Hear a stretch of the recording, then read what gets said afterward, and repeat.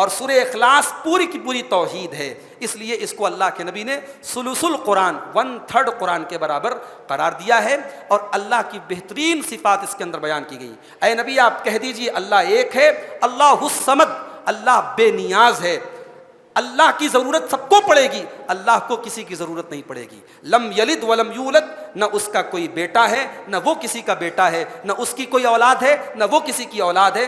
ولم یکن لہ کفوا احد، اور نہ اس کے کوئی برابر ہے۔ فاخذہ اللہ نکال الآخرۃ والأولی، اللہ نے فرعون کو عبرت بنا دیا۔ ان فی ذلک لعبرۃ لمن یخشی، اے دنیا کے فرعونوں، اے دنیا کے ظالموں، اے دنیا کے نمرودوں، اے مجبوروں پر ظلم کرنے والوں، اے غریبوں اور یتیموں اور بیواؤں پر ظلم کرنے والوں، اور اے مجبوروں اور مظلوموں کے ساتھ خون کی ہولی کھیلنے والوں، فرعون کا یہ واقعہ تمہارے سامنے عبرت موجود ہے۔ ان فی ذلک لعبرۃ لمن یخشی، بے شک اس واقعے کے اندر عبرت ہے ہر اس انسان کے لیے جس کے دل میں اللہ کا ڈر ہو۔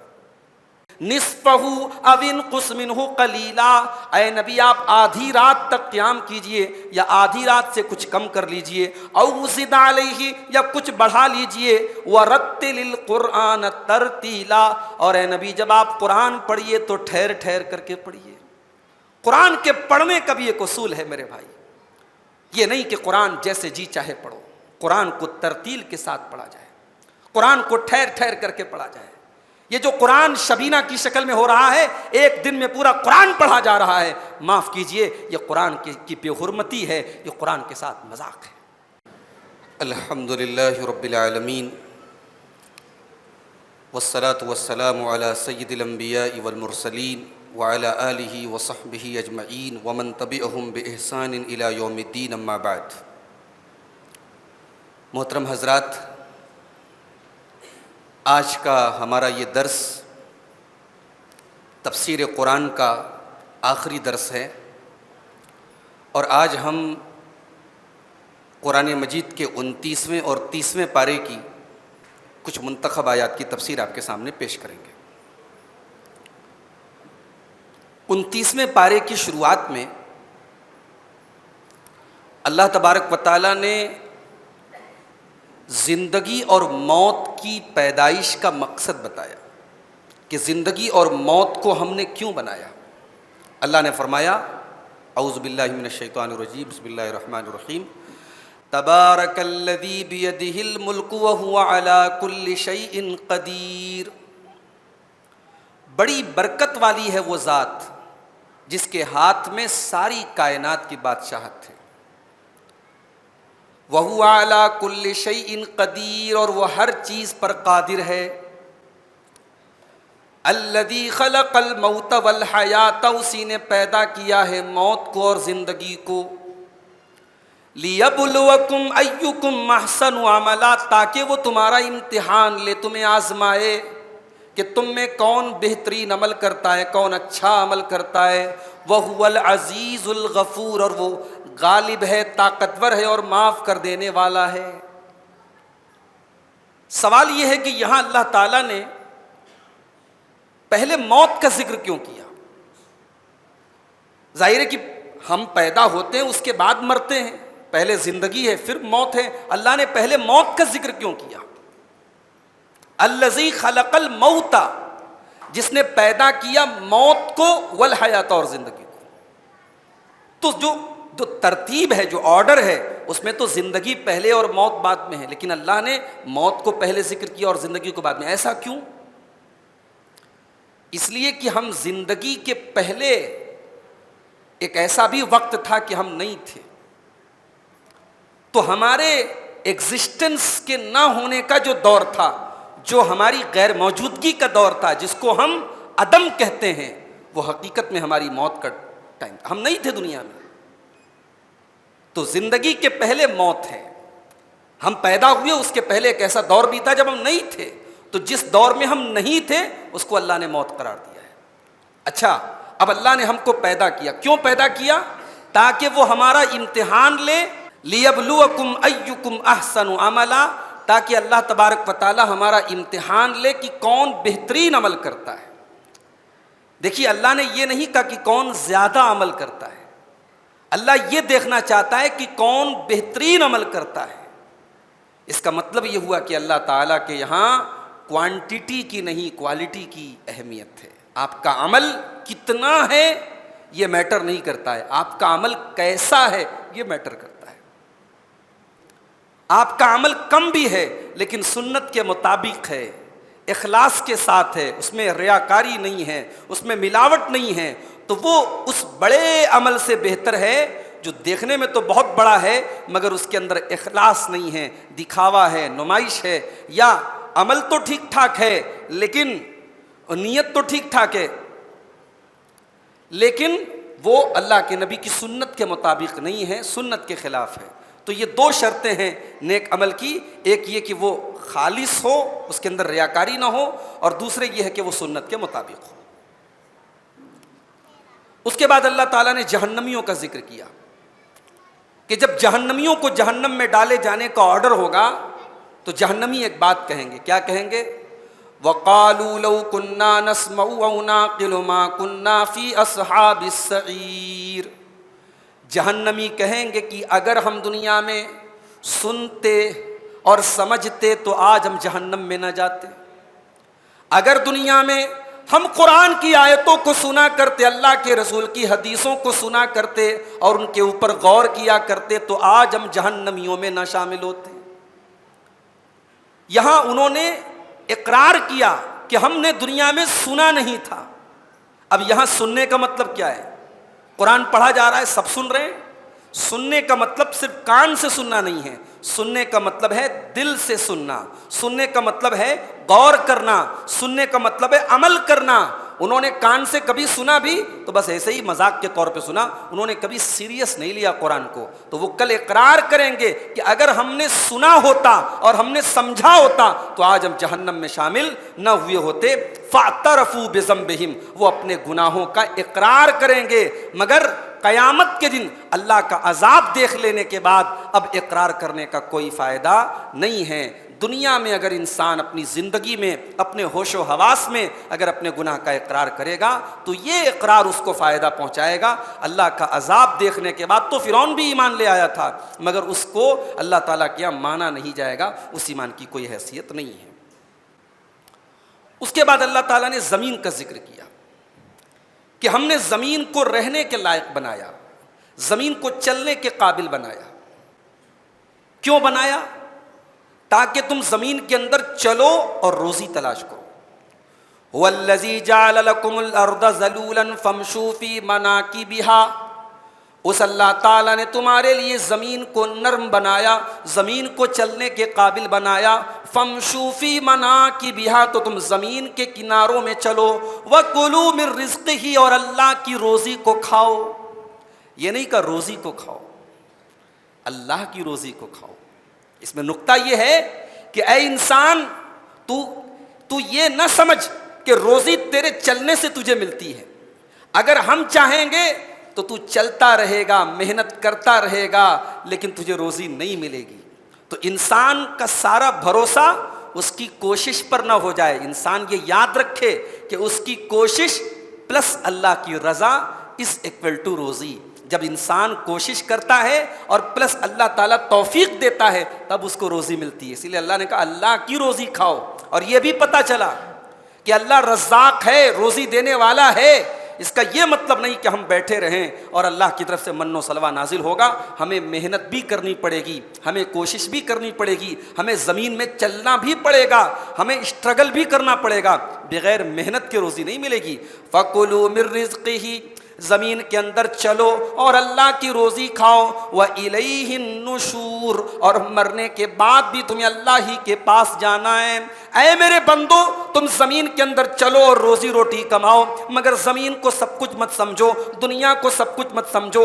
ایک دن تم کو گھوم پھر کر کے اپنے اللہ کے پاس جانا ہے، اپنے رب کے پاس جانا ہے، اسی کے پاس لوٹ کے جانا ہے. وہاں جانے کی تیاری بھی کرو، روزی روٹی کی بھی محنت کرو، روزی روٹی کی بھی فکر کرو. وَإِلَيْهِ النُّشُورُ، لیکن آخرت کی بھی فکر کرو. آخرت کی طرف بھی اللہ تعالیٰ نے اشارہ کر دیا. اس کے بعد اللہ تعالیٰ نے قلم کی قسم کھائی. قلم وہ چیز ہے جس سے قرآن لکھا گیا. قلم وہ چیز ہے جس سے بہترین کتابیں لکھی جاتی ہیں، اور آج کے دور میں میڈیا جس کو ہم کہتے ہیں، میڈیا بھی قلم کا ہی ایک روپ ہے۔ تو قلم کی اللہ تعالیٰ نے قسم کھائی ہے، نون والقلم وما یسطرون، قسم ہے قلم کی اور قسم ہے ان تمام چیزوں کی جس کو لوگ لکھتے ہیں۔ نون والقلم وما یسطرون، اے نبی قسم ہے قلم کی اور قسم ہے ان تمام چیزوں کی جس کو لوگ لکھا کرتے ہیں۔ ما انت بنعمت ربک بمجنون، اے نبی آپ اپنے رب کی نعمت سے، اپنے رب کے کرم سے آپ مجنون نہیں ہیں، آپ پاگل نہیں ہیں۔ مکہ والے کافر لوگ اللہ کے نبی کو پاگل کہتے تھے۔ اچھا کبھی آپ نے اس بات کو فیل کیا کہ اللہ کے نبی کو کیا کیا کہا جاتا تھا؟ آج ہم لوگ دین کا کام کرتے ہیں، کوئی چار باتیں سنا دینا تو دماغ خراب ہو جاتا ہے، چار باتیں کوئی سنا دے تو لگتا ہے یار کہاں آ گئے، چھوڑو یہ سب چیزیں، انسان تھک جاتا ہے، انسان ہار جاتا ہے۔ کبھی اپنے نبی کے بارے میں سوچو، نبی کو کیا کیا کہا گیا؟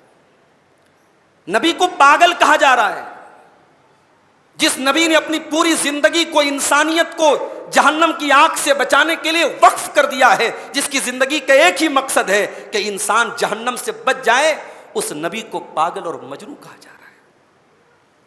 لیکن اس نبی نے اپنے مشن کو، اپنے کام کو، اپنی دعوت کو، اپنی تبلیغ کو کبھی نہیں روکا، کام کرتے رہے۔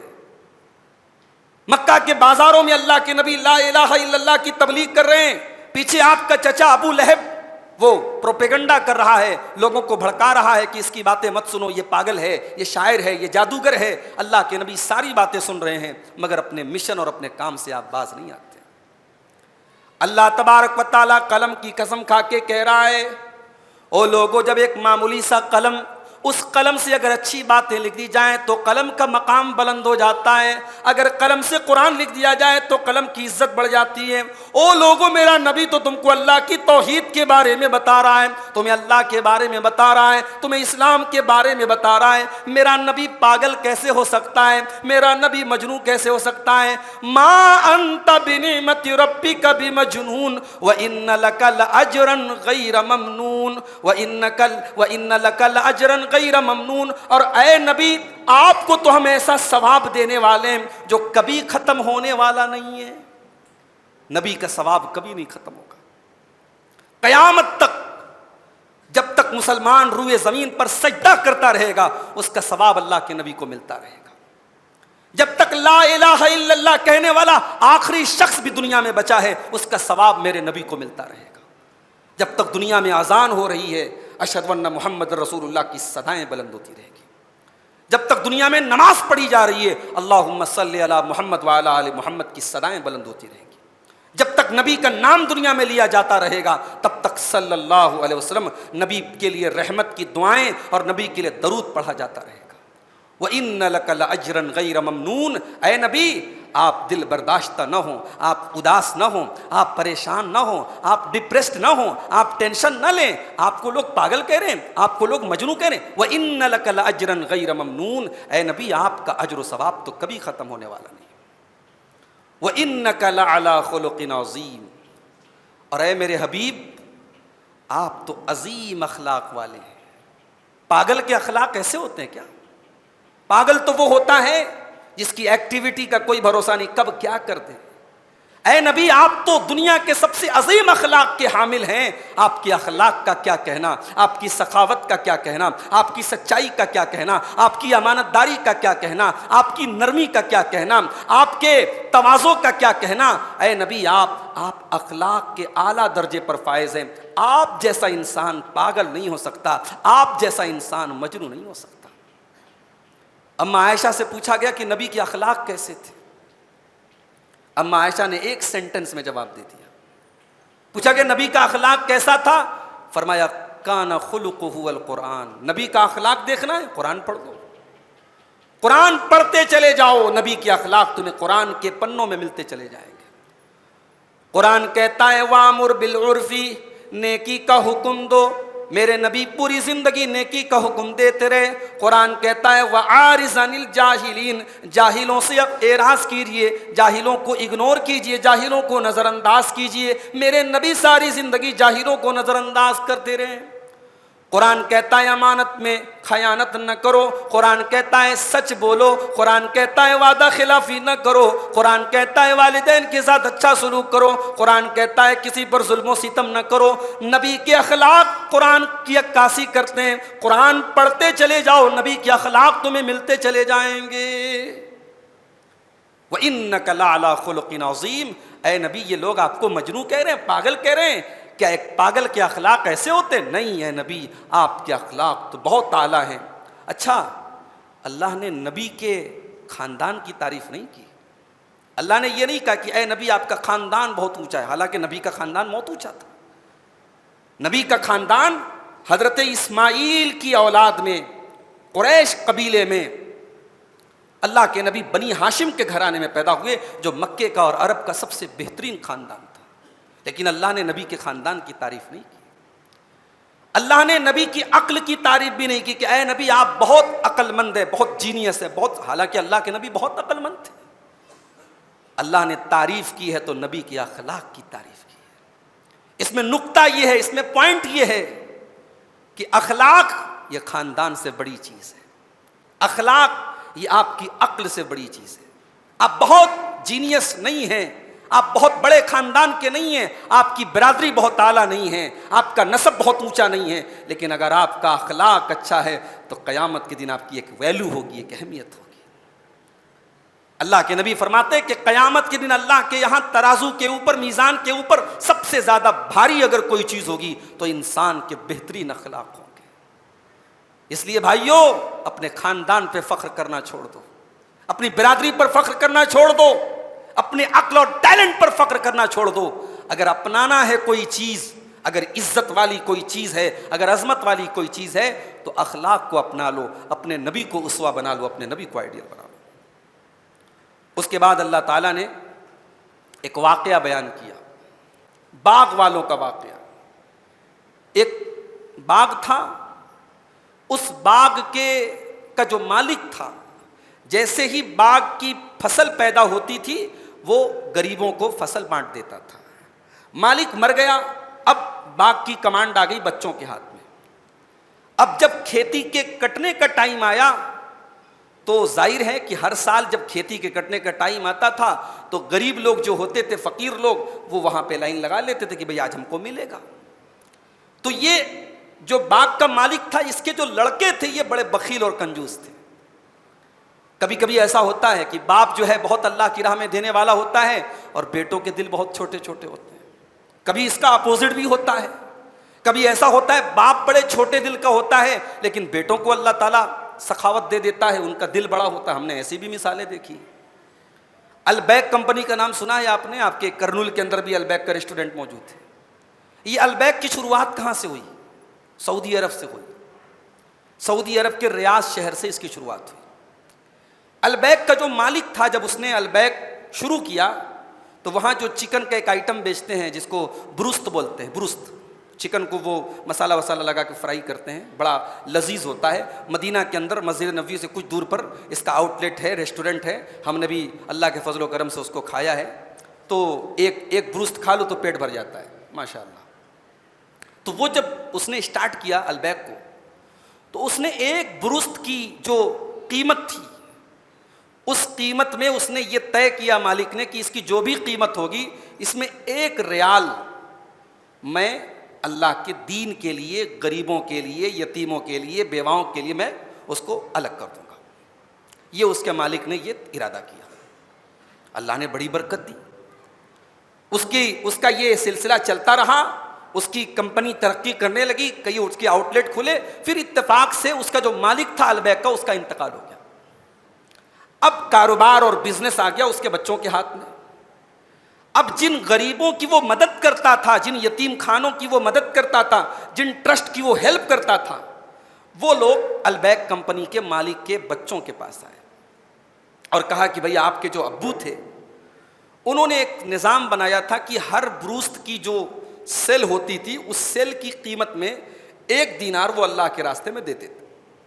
اب آپ کے ابو کا تو انتقال ہو گیا، اب ہم آپ کے پاس آئے ہیں ہم یہ جاننا چاہتے ہیں کہ آپ اپنے ابو کی اس چیز کو قائم رکھیں گے یا بند کر دیں گے؟ بند کر دیں گے تو ہم مایوس ہو کے چلے جائیں گے، قائم رکھیں گے تو اس کو بھی کلیئر ہو جانا چاہیے۔ تو البیک کمپنی کے مالک کے بیٹوں نے کہا ہمارے والد کتنا دیتے تھے؟ بولے ایک برست کی پرچیز کی قیمت پر 1 ریال وہ اللہ کے راستے میں دیتے تھے۔ کہا کہ ہم اپنے والد کی اس روش کو قائم رکھیں گے، لیکن ہم اس کو ڈبل کر دیتے، ہمارے والد 1 ریال دیتے تھے، ہم 2 ریال دیں گے۔ اللہ اکبر! بچے اپنے باپ سے 1 قدم آگے نکلے، انہوں نے کہا ہم 2 ریال دیں گے، اور اللہ تبارک و تعالیٰ نے بچوں کے اس جذبے کو ایسا قبول کیا، چند سالوں میں البیک پورے سعودی میں نہیں، آج پوری دنیا میں اس کا ایک نام ہو گیا، اور آج ایک برانڈ بن گیا، اور اللہ نے بہت ترقی دی ان کے کاروبار میں۔ تو کبھی ایسا بھی ہوتا ہے۔ اب یہ جو باغ والے ہیں، اللہ فرماتا ہے اِنَّا بَلَوْنَاهُمْ كَمَا بَلَوْنَا أَصْحَابَ الْجَنَّةِ، اے مکہ کے کافروں ہم تمہیں آزما رہے ہیں جیسے ہم نے باغ والوں کو آزمایا تھا۔ اِذْ أَقْسَمُوا لَيَصْرِمُنَّهَا مُصْبِحِينَ، جب انہوں نے آپس میں قسم کھائی کہ وہ صبح چل کر کے اپنے باغ کی فصل کاٹیں گے، وَلَا يَسْتَثْنُونَ، اور انہوں نے انشاءاللہ بھی نہیں کہا۔ فَطَافَ عَلَيْهَا طَائِفٌ مِّن رَّبِّكَ وَهُمْ نَائِمُونَ، وہ رات میں بستر پہ سوئے ہوئے تھے اور اللہ کا عذاب آتا ہے اور ان کی پوری فصل کو برباد کر دیتا ہے۔ فَأَصْبَحَتْ كَالصَّرِيمِ، ان کی پوری فصل بیکار ہو جاتی ہے۔ فَتَنَادَوْا مُصْبِحِينَ، اور صبح سویرے وہ اپنے گھر سے نکلتے ہیں۔ أَنِ اغْدُوا عَلَىٰ حَرْثِكُمْ إِن كُنتُمْ صَارِمِينَ، اور آپس میں مشورہ کر رہے ہیں کہ چلو جلدی سے اپنی اپنی فصل کاٹ لیتے ہیں۔ فَانْطَلَقُوا وَهُمْ يَتَخَافَتُونَ، جب وہ باغ کے لیے نکلنے لگتے ہیں تو کہتے ہیں، چپکے چپکے باتیں کر کے کہتے ہیں، اللہ يَدْخُلَنَّهَا الْيَوْمَ عَلَيْكُمْ مِسْكِينٌ، چلو جلدی سے اپنی فصل کاٹ لیتے ہیں، کہیں کوئی مسکین کوئی غریب نہ آ جائے۔ وَغَدَوْا عَلَىٰ حَرْدٍ قَادِرِينَ، حالانکہ وہ ان غریبوں کی مدد کر سکتے تھے، اللہ نے بہت نوازا تھا، مگر انہوں نے طے کیا کہ ہم اس مسکینوں کو کچھ بھی نہیں دیں گے۔ فَلَمَّا رَأَوْهَا قَالُوا إِنَّا لَضَالُّونَ، جب اپنے باغ میں پہنچے اور باغ کی حالت دیکھی تو کہنے لگے لگ رہا ہے ہم لوگ راستہ بھٹک گئے ہیں، یہ ہمارا باغ تو نہیں لگتا ہے، ہمارا باغ تو ایسا اجڑا ہوا نہیں تھا۔ کہتے لگ رہا ہے ہم راستہ بھٹک گئے، بل نحن محرومون، نہیں ہم تو محروم ہو چکے ہیں، ہم تو بدقسمت ہو چکے ہیں۔ قال اوسطهم الم اقل لكم لولا تسبحون، ان بھائیوں میں جو بیچ کا بھائی تھا جو تھوڑا سمجھدار تھا، اس نے کہا کہ کیا میں نے نہیں کہا تھا کہ تم اللہ کی تسبیح کیوں نہیں بیان کرتے؟ قالوا سبحان ربنا انا كنا ظالمین، تو انہوں نے کہا کہ ہمارا رب تو پاک ہے، بے شک ہم ہی ظالم تھے۔ فاقبل بعضهم على بعض يتلاومون، اب ایک دوسرے کو برا بھلا کہنے لگے۔ قالوا یا ویلنا انا كنا طاغین، اور کہنے لگے ہائے ہماری بربادی، ہم تو بہت حد سے تجاوز کرنے والے تھے۔ عسى ربنا ان يبدلنا خيرا منها انا الى ربنا راغبون، امید ہے کہ اللہ تعالیٰ اس باغ سے بہتر باغ ہمیں دے گا اگر ہم اللہ کی طرف رجوع کریں گے۔ کذالک العذاب، میرے بندوں کان کھول کر کے سن لو، ہمارا عذاب اسی طریقے سے آتا ہے۔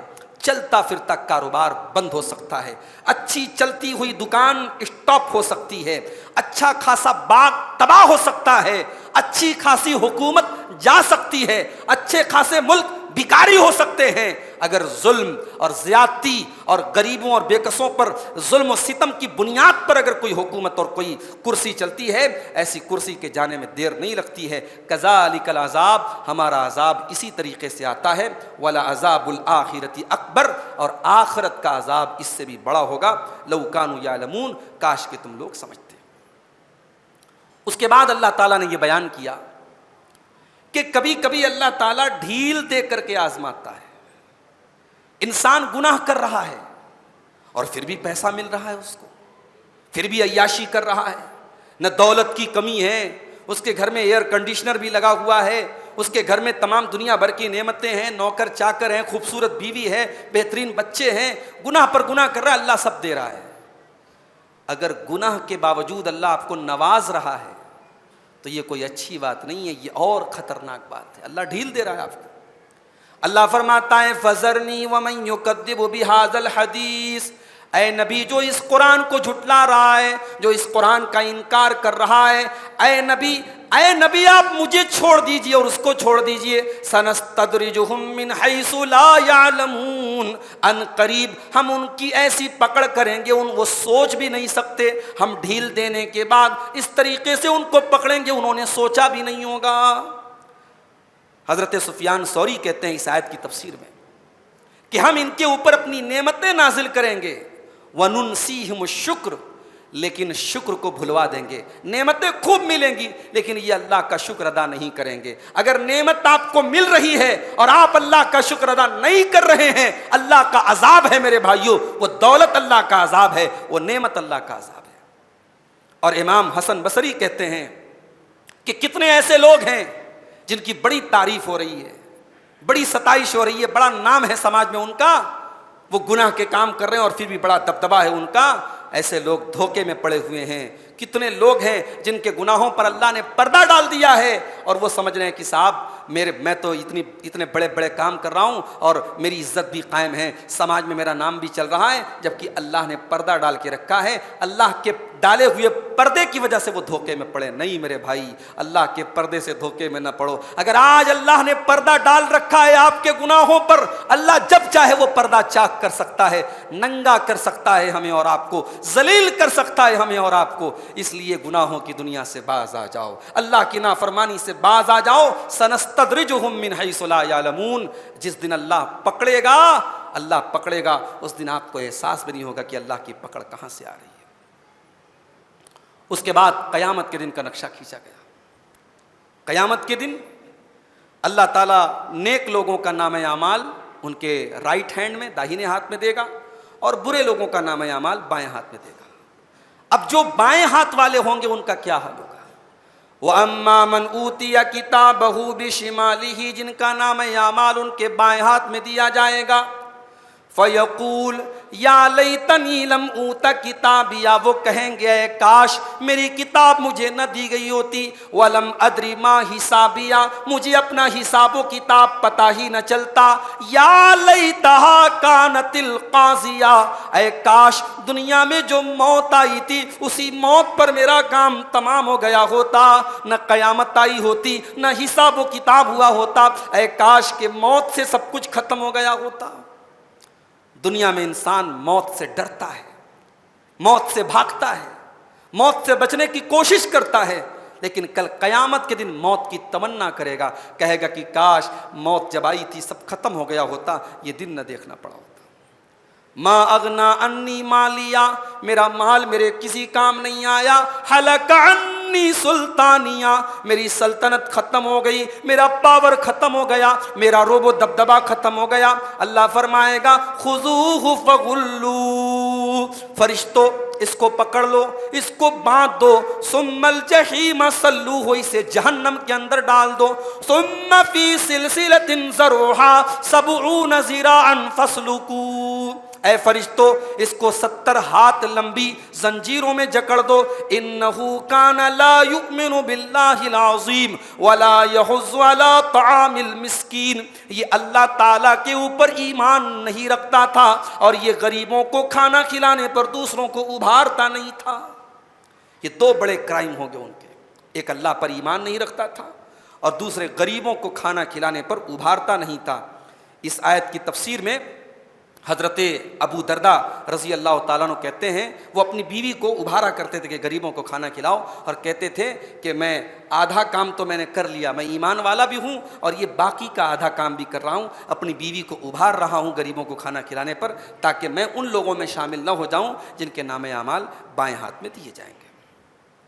اس کے بعد اللہ تعالیٰ نے قیامت کے دن کا ایک اور نقشہ کھینچا ہے. یوم تکون السماء کالمہل، جس دن آسمان مہل تانبے کی طرح ہو جائے گا. وتکون الجبال کالعہن، اور پہاڑ اون کی طرح ہو جائیں گے. یعنی یہ آسمان اتنا وسیع و عریض آسمان، یہ جب بدل جائے گا اس کی کیفیت بدل جائے گی، یہ پھٹ پڑے گا، یہ لپیٹ دیا جائے گا. یا اسی طریقے سے پہاڑ روئی کی طرح اڑیں گے، اون کی طرح اڑیں گے، تو ہماری اور آپ کی کیا اوقات ہوگی. اللہ فرماتا ہے ولا یسأل حمیم حمیما، اور قیامت کے دن کوئی جگری دوست اپنے دوست کے کام نہیں آئے گا۔ دنیا میں دوستی نبھانے کا وعدہ کرنے والے کل قیامت کے دن آپ سے پلہ جھاڑ دیں گے، کوئی دوست کسی دوست کے کام نہیں آئے گا۔ آج دنیا میں ہم دیکھتے ہیں ایک دوست کے اوپر پریشانی آتی ہے، جب اس کی طاقت کا دور ہوتا ہے تو بہت سارے اس کے فالوور ہوتے ہیں، بہت سارے ماننے والے ہوتے ہیں، جب وہ پریشانی میں پڑتا ہے اس کے اچھے خاصے دوست اس سے اپنا پلہ جھاڑ دیتے ہیں۔ یہ تو دنیا کے اندر ہم دیکھ لیتے ہیں۔ میرے پیارے بھائیوں، کل قیامت کے دن تو کوئی دوست کسی دوست کے کام نہیں آئے گا۔ اللہ فرماتا ہے ولا یسأل حمیم حمیما، قیامت کے دن کوئی دوست کسی دوست کو نہیں پوچھے گا۔ یبصرونہم، حالانکہ وہ ایک دوسرے کو دیکھیں گے، دوست دوست کو دیکھے گا، باپ بیٹے کو دیکھے گا، بیٹا باپ کو دیکھے گا، ایک دوسرے کو دیکھیں گے لیکن پھر بھی ایک دوسرے کی کوئی مدد نہیں کریں گے۔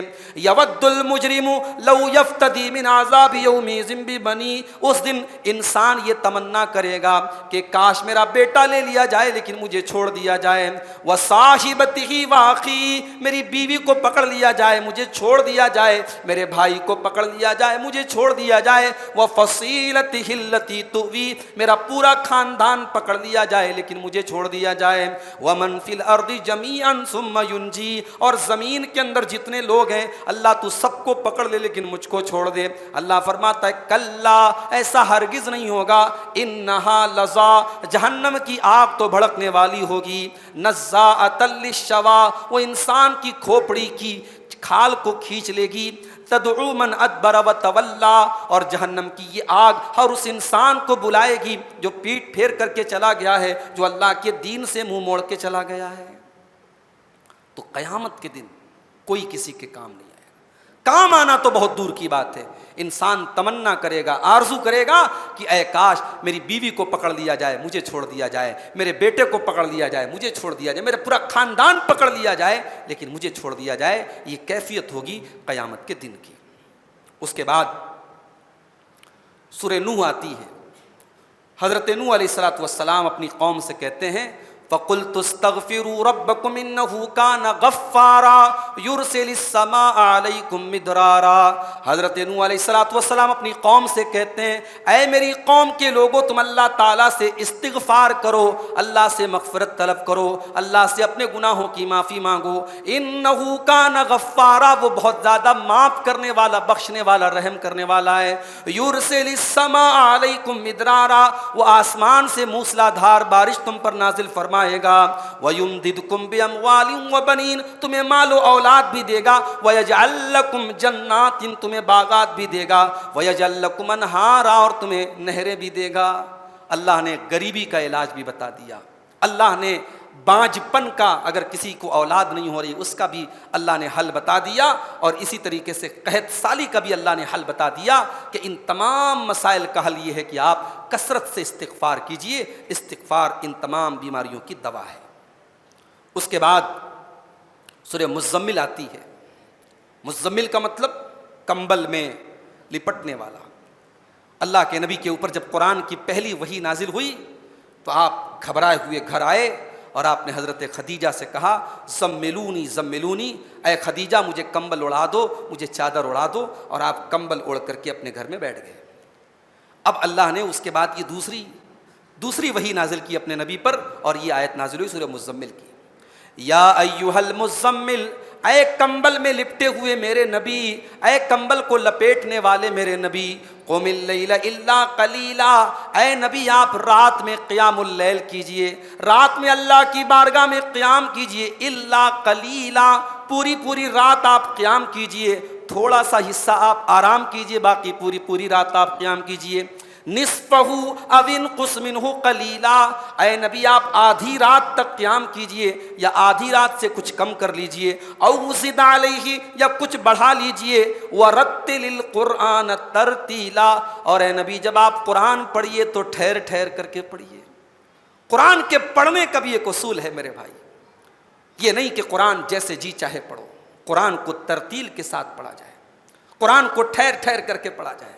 یہ جو قرآن شبینہ کی شکل میں ہو رہا ہے، ایک دن میں پورا قرآن پڑھا جا رہا ہے، معاف کیجئے یہ قرآن کی بے حرمتی ہے، یہ قرآن کے ساتھ مذاق ہے۔ آپ دیکھ لیجئے کیسے قرآن پڑھا جا رہا ہے، پڑھنے والے کو خود پتہ نہیں کہ میں کیا پڑھ رہا ہوں، سننے والا تو ڈیسائیڈ ہی نہیں کر سکتا کہ کون سا پارا پڑھا جا رہا ہے، کون سی سورت پڑھی جا رہی ہے۔ یہ میرے نبی کا طریقہ نہیں تھا میرے بھائی، میرے نبی تو ہر آیت پر ٹھہر ٹھہر کر کے پڑھتے تھے۔ عذاب کی آیت آتی تھی، آپ اللہ کے عذاب سے پناہ طلب کرتے تھے، رحمت کی آیت آتی تھی، اللہ کی رحمت کا سوال کرتے تھے، جنت کی آیت آتی تھی، جنت کا سوال کرتے تھے، جہنم کی آیت آتی تھی، جہنم سے اللہ کی پناہ طلب کرتے تھے۔ ورتل القرآن ترتیلا، اے نبی آپ قرآن کو ٹھہر ٹھہر کر کے پڑھیے۔ انا سنلقی علیک قولا ثقیلا، اے نبی اس قرآن کی شکل میں جو کلام ہم آپ کے اوپر نازل کر رہے ہیں، یہ کلام بہت ہی بھاری کلام ہے، یہ بہت بھاری قول ہے جو ہم آپ کے اوپر نازل کر رہے ہیں۔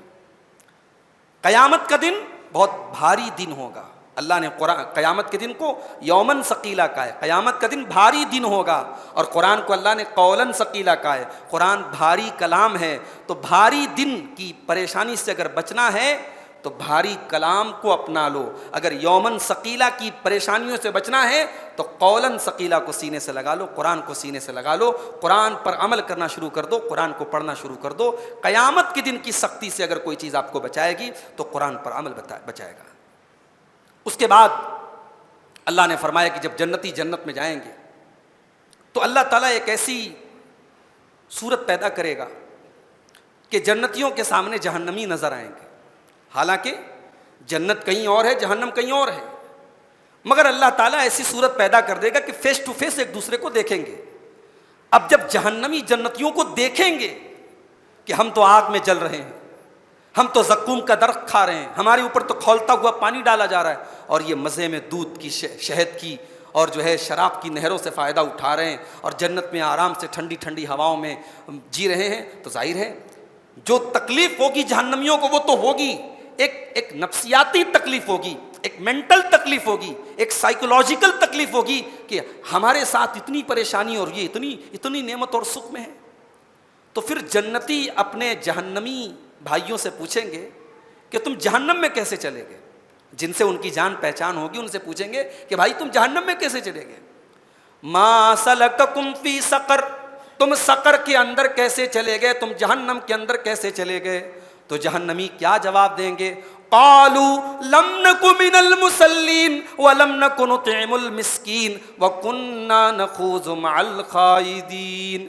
جہنمی کہیں گے ہم نماز نہیں پڑھتے تھے، ہم غریبوں کو کھانا نہیں کھلاتے تھے، اور ہم مذاق اڑانے والوں کے ساتھ، مستی کرنے والوں کے ساتھ، ٹائم پاس کرنے والوں کے ساتھ ٹائم پاس کیا کرتے تھے، ہم قرآن کا مذاق اڑاتے تھے، ہم نبی کا مذاق اڑاتے تھے، ہم اسلام کا مذاق اڑاتے تھے، ہمیں نماز سے کوئی مطلب نہیں تھا، ہمیں غریبوں کی مدد سے کوئی مطلب نہیں تھا، اور ہم ٹائم پاس کرنے والوں کے ساتھ ٹائم پاس کیا کرتے تھے۔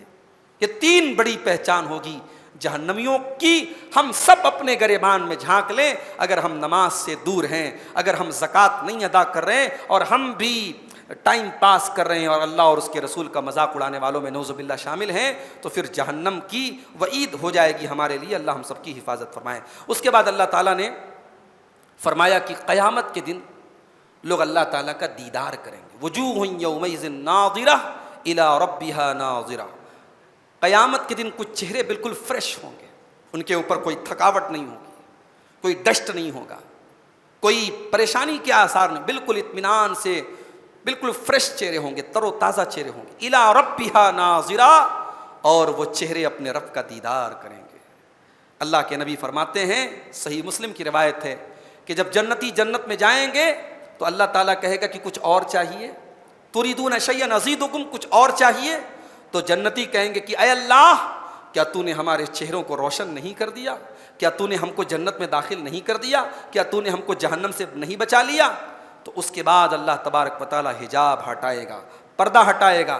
فما اعطوا شیئا احب الیہم من النظر الی ربہم۔ اللہ کے نبی فرماتے ہیں کہ جنتیوں کو اس سے بہترین کوئی چیز نہیں ملے گی، انہیں اپنے رب کا دیدار کرنے کا موقع ملے گا۔ جنتی اپنے رب کا دیدار کریں گے، اور یہی وہ بات ہے جس کو اللہ تعالیٰ نے سورہ یونس کی آیت نمبر 26 میں فرمایا کہ للذین احسنوا الحسنى وزیادہ، کہ نیکی کرنے والوں کو اللہ تعالیٰ خوبصورت جنت بھی دے گا اور ایکسٹرا ایک چیز دے گا۔ وہ ایکسٹرا ایک چیز کیا ہوگی؟ وہ اللہ تعالیٰ کا دیدار ہوگا۔ اللہ تعالی ہم سب کو اپنا دیدار جنت میں عطا فرمائے۔ میرے بھائیوں، رب العالمین کا دیدار یہ ایک عقیدہ ہے ہمارا کہ جنتی آخرت میں اللہ تعالیٰ کا دیدار کریں گے۔ ہاں، دنیا میں دنیا کی آنکھوں سے کوئی اللہ تعالیٰ کا دیدار نہیں کر سکتا۔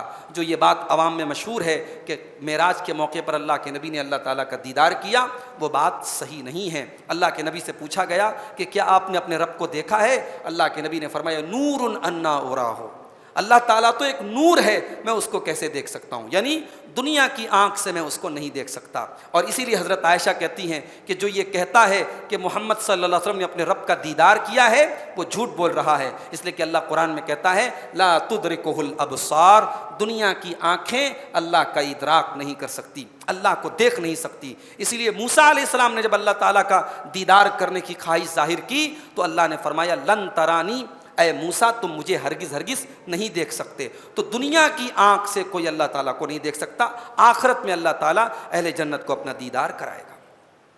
اس کے بعد اللہ تعالیٰ نے جنتیوں کی کچھ پہچان بتائی، جنتی لوگوں کی کچھ کوالٹیز بتائی۔ اللہ نے فرمایا یوفون بالنذر، جنتی لوگ نذر کو پورا کرنے والے ہوں گے، وہ جس بات کی نذر مانیں گے اپنی نذر کو پورا کریں گے، نذر کو پورا کریں گے۔ مثال کے طور پر آپ نے نذر مانی کہ اگر میرا کاروبار اچھا چل گیا میں 3 دن روزہ رکھوں گا، اگر مجھے بیٹا ہو گیا میں عمرہ کروں گا، اگر میری ماں کی طبیعت ٹھیک ہو گئی میں 10 مسکینوں کو کھانا کھلاؤں گا۔ اس طریقے کی آپ نے نذر مانی، مان سکتے ہیں آپ، نذر ماننا جائز ہے۔ اور نذر اگر آپ نے مان لیا ہے اور وہ کام ہو گیا ہے تو پھر نذر کو پورا کرنا واجب ہے، ضروری ہے۔ تو جب اللہ کے نیک بندے نذر کو پورا کرتے ہیں، جبکہ نذر ان کے اوپر کمپلسری نہیں تھی، انہوں نے خود سے اپنے اوپر فرض کیا تھا، تو جو چیز ان کے اوپر فرض نہیں تھی اس کو انہوں نے اپنے اوپر فرض کیا اور اس کو پورا کر رہے ہیں، تو جو چیز اللہ نے ان کے اوپر فرض کی ہے، کیا وہ نماز نہیں پڑھ رہے ہوں گے؟ کیا وہ زکوٰۃ نہیں دے رہے ہوں گے؟ کیا وہ روزہ نہیں رکھ رہے ہوں گے؟ اللہ تعالیٰ نے نذر کا ذکر کر کے یہ اشارہ دے دیا کہ جب میرے جنتی بندے نذر کو پورا کر رہے ہیں، جو چیز فرض نہیں تھی اس کو اپنے اوپر فرض کر رہے ہیں، تو جو چیزیں آلریڈی فرض ہیں اس کو تو وہ ادا کریں گے ہی کریں گے۔ وَيَخَافُونَ يَوْمًا كَانَ شَرُّهُ مُسْتَطِيرًا، وہ اس دن سے ڈریں گے، وہ اس دن سے ڈرتے ہیں جس دن کی برائی پھیلی ہوئی ہے۔ وَيُطْعِمُونَ الطَّعَامَ عَلَىٰ حُبِّهِ مِسْكِينًا وَيَتِيمًا وَأَسِيرًا، اور وہ کھانا کھلاتے ہیں مال کی محبت کے باوجود، مال کی محبت کے باوجود۔ اللہ نے یہ کہا، یہ نہیں کہا کہ ان کے اندر مال کی محبت نہیں ہوتی، مال کی محبت تو نیچرل چیز ہے، مال کی محبت کے باوجود وہ کھانا کھلاتے ہیں۔ کس کو کھلاتے ہیں؟ مسکینا و یتیما و اسیرا، مسکین کو کھلاتے ہیں، غریب جس کو کہتے ہیں مسکین، اور یتیم اور قیدیوں کو کھلاتے ہیں۔ اور جب کھانا کھلاتے تو کیا کہتے ہیں؟ انما نطعمکم لوجہ اللہ، ہم تمہیں اللہ تعالیٰ کو راضی کرنے کے لیے کھانا کھلاتے ہیں۔ لا نرید منکم جزاء ولا شکورا، ہم تم سے کوئی بدلہ نہیں مانگتے، ہم تم سے کوئی شکریہ نہیں مانگتے۔ اس لیے صدقہ کرنے کے بعد جس کو آپ صدقہ دے رہے ہیں اس سے یہ ڈیمانڈ مت کیجیے کہ میرے حق میں دعا کرو، وہ خود سے دعا کر دے، اچھی بات ہے۔ صدقہ دینے کے بعد، مدد کرنے کے بعد ڈیمانڈ کرنا کہ صاحب میرے حق میں دعا کیجیے، یہ مناسب نہیں ہے، یہ اللہ کے نیک بندوں کی پہچان نہیں ہے۔ نیکی کر کے کوئی بدلہ نہیں چاہیے۔ لا نرید منکم جزاء ولا شکورا، تم سے ہمیں کوئی بدلہ نہیں چاہیے، تم ہمارا تھینکس بھی ادا مت کرو، ہمارا شکریہ بھی ادا مت کرو، ہمیں تو اللہ سے بدلہ چاہیے۔ انما نطعمکم لوجہ اللہ، ہم تو تمہیں اللہ کو راضی کرنے کے لیے کھانا کھلا رہے ہیں۔ لا نرید منکم جزاء ولا شکورا، ہمیں تم سے کوئی بدلہ نہیں چاہیے، ہمیں تم سے کوئی شکریہ نہیں چاہیے۔ انا نخاف من ربنا یوما عبوسا قمطریرا، ہم تو اللہ تعالیٰ کے عذاب سے ڈرتے ہیں، ہم تو قیامت کے دن سے ڈرتے ہیں۔ یہ ہے نیکی کر دریا میں ڈال، اللہ کے نیک بندوں کا فارمولہ ہوتا ہے۔ وہ نیکی کرنے کے بعد شکریہ کا انتظار نہیں کرتے، بدلہ کا انتظار نہیں کرتے۔ اور جو کم ظرف لوگ ہوتے ہیں، کم ظرف لوگ جو ہے وہ چھوٹی سی نیکی کر کے اس کا بڑا سا پرچار کرتے ہیں، خوب ایڈورٹیزمنٹ کرتے ہیں، پورے محلے کو جب تک وہ یہ پتہ نہ لگوا دے کہ صاحب میں نے یہ کام کیا ہے، تب تک ان کو چین نہیں ملتا ہے۔ اللہ کے نیک بندے نیکی کرنے کے بعد اس کو چھپا لیتے ہیں، اس پر پردہ ڈال دیتے ہیں۔ اس کے بعد قرآن کا 30واں پارہ شروع ہوتا ہے۔ 30वें पारे के स्टार्टिंग में अल्लाह ताला ने जहन्नम का जिक्र किया। अल्लाह ने फरमाया इन्न जहन्नम कानत मिरसादा, बेशक जहन्नम घात में बैठी हुई है, जहन्नम इंतजार में बैठी हुई है, जहन्नम सबका वेट कर रही है और जहन्नम के ऊपर से सबको गुजरना है, मुत्तकी लोगों को भी गुजरना, अल्लाह के नबियों को भी गुजरना है। ये जो पुल सिरात होगा ये जहन्नम ही के ऊपर तो होगा। अब ये अलग बात है कि अल्लाह के नेक बंदे बड़ी स्पीड से गुजर जाएंगे, कोई बड़ा घिसट घिसट करके उस पर से चलेगा, कोई नीचे भी गिर जाएगा। तो जहन्नम एक ऐसा ब्रिज है, जहन्नम के ऊपर एक ऐसा ब्रिज है जिस पर से सबको गुजर के जाना है। तो जहन्नम वेट कर रही है, जहन्नम इज वेटिंग, जहन्नम इज वॉचिंग फॉर यू। इन्न जहन्नम कानत मिरसादा, बेशक जहन्नम इंतजार कर रही है, लित्तागीन मआबा, ये जहन्नम अल्लाह के नाफरमान बंदों का ठिकाना है, लाबिथीन फीहा अहकाबा, और अल्लाह के नाफरमान बंदे, अल्लाह के मुजरिम बंदे जहन्नम के अंदर बहुत लंबे पीरियड तक रहेंगे। अगर मुशरिक होंगे तो हमेशा रहेंगे, अगर काफिर है तो हमेशा रहेंगे, अगर मोमिन है और मुसलमान है तो अपने गुनाह के हिसाब से लंबे या शॉर्ट टर्म के लिए भी वो जहन्नम में जा सकते हैं। ला यज़ूक़ून फ़ीहा बरदन वला शराबा, और जहन्नम के अंदर ना तो उनको ठंडक मिलेगी ना पानी मिलेगा।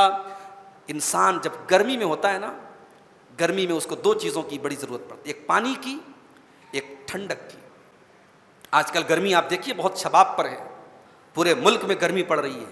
तो गर्मी के मौसम में दो चीज़ों की बड़ी अहमियत होती है, एक ठंडी हवा की और एक ठंडे पानी की। अल्लाह ने फरमाया ला यज़ूक़ून फ़ीहा बरदन वला शराबा, दुनिया में चाहे वो एसी में रहता रहा हो और दुनिया में फ्रिज का पानी पीता रहा हो, मगर जहन्नम में न तो उसे ठंडी हवा मिलेगी न ठंडा पानी मिलेगा। इल्ला हमीमन व गस्साक़ा, जहन्नम में अगर उसे मिलेगा तो या तो खौलता हुआ पानी मिलेगा या पीप और मवाद मिलेगा।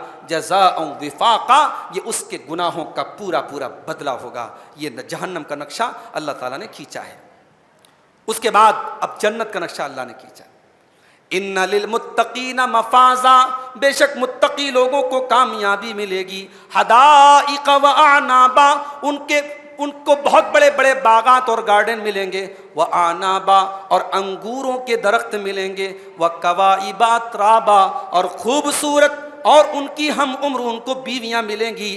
व कासन दिहाका, और जन्नती शराब के भरे हुए जाम और प्याले मिलेंगे। ला यस्मऊन फीहा लगवन वला किज़्ज़ाबा, और जन्नत के अंदर वो कोई फजूल बात नहीं सुनेंगे, कोई झूठी बात नहीं सुनेंगे। एक तरफ जहन्नम का नक्शा अल्लाह ने खींचा कि जहन्नम में तकलीफ और टॉर्चर की तमाम शक्लें मौजूद होंगी। अब जब जन्नत का अल्लाह ने जिक्र किया तो जन्नत में अल्लाह ने कहा कि इंसान को तकलीफ पहुंचाने वाली सबसे छोटी चीज़ ये है कि इंसान के कान को कोई नापसंदीदा चीज़ सुनने को मिले।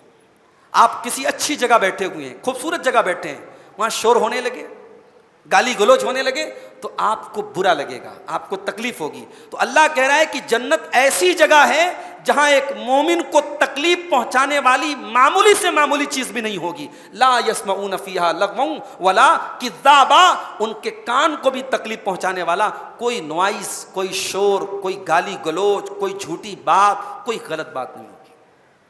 अल्लाह उनके कानों को भी इन तमाम चीजों से महफूज रखेगा। उसके बाद अल्लाह ने फरमाया कि इन्ना अंज़रनाकुम अज़ाबन करीबा, मेरे बंदो हम तुम्हें उस अजाब से डरा रहे हैं जो बहुत जल्दी आने वाला है। यौम यंज़ुरुल मर्उ मा क़द्दमत यदाह, उस दिन इंसान देख लेगा कि उसके हाथों ने क्या आगे बढ़ाया है। व यक़ूलुल काफिर, और काफिर कहेगा या लैतनी कुन्तु तुराबा, ऐ काश कि मैं मिट्टी हो गया होता। आजकल मिट्टी में मिलाने की बात बहुत ज़्यादा हो रही है। क़यामत के दिन एक काफिर तमन्ना करेगा कि ऐ काश मैं मिट्टी हो जाता। ये क्यों कहेगा? सहाबा कहते हैं कि क़यामत के दिन जानवरों को अल्लाह ताला, जानवरों के दरमियान जो आपस में झगड़े होते हैं उनका किसास दिलवाएगा। एक जानवर ने दूसरे जानवर पर अगर जुल्म किया है, अल्लाह जानवरों को किसास दिलवाएगा और फिर जहन्नम से अल्लाह ताला कहेगा कूनू तुराबा, मिट्टी हो जाओ, तो सारे जानवर मिट्टी हो जाएंगे। जितने एनिमल्स हैं, जितने जानवर हैं, सब मिट्टी हो जाएंगे। تو کافر یہ منظر جب دیکھے گا اور اللہ کا عذاب جب دیکھے گا تو کافر کیا کہے گا؟ یا لیتنی کنت ترابا، اے کاش کی میں بھی مٹی ہو گیا ہوتا۔ تو یہ اس دن کے عذاب کی ہیبت ہوگی۔ آج اگر کوئی کسی کو مٹی میں ملانے کی بات کر رہا ہے تو وہ بات یاد رکھے کہ اگر وہ انسان کفر پر دنیا سے جائے گا تو کل وہ دن بھی اسے دیکھنا پڑے گا۔ وہ کہے گا کہ یا لیتنی کنت ترابا، اے کاش کی میں بھی مٹی میں مل گیا ہوتا اور میں مٹی ہو گیا ہوتا۔ اس کے بعد اللہ نے فرعون کا ذکر کیا۔ حضرت موسیٰ علیہ السلام کو اور حضرت ہارون علیہ السلام کو اللہ نے فرعون کی طرف بھیجا اور کہا کہ جاؤ تم فرعون کو تبلیغ کرو، فرعون کو میرا راستہ بتاؤ، فرعون کو صحیح بات بتاؤ۔ مگر فرعون تو فرعون تھا، بہت بڑا ظالم تھا۔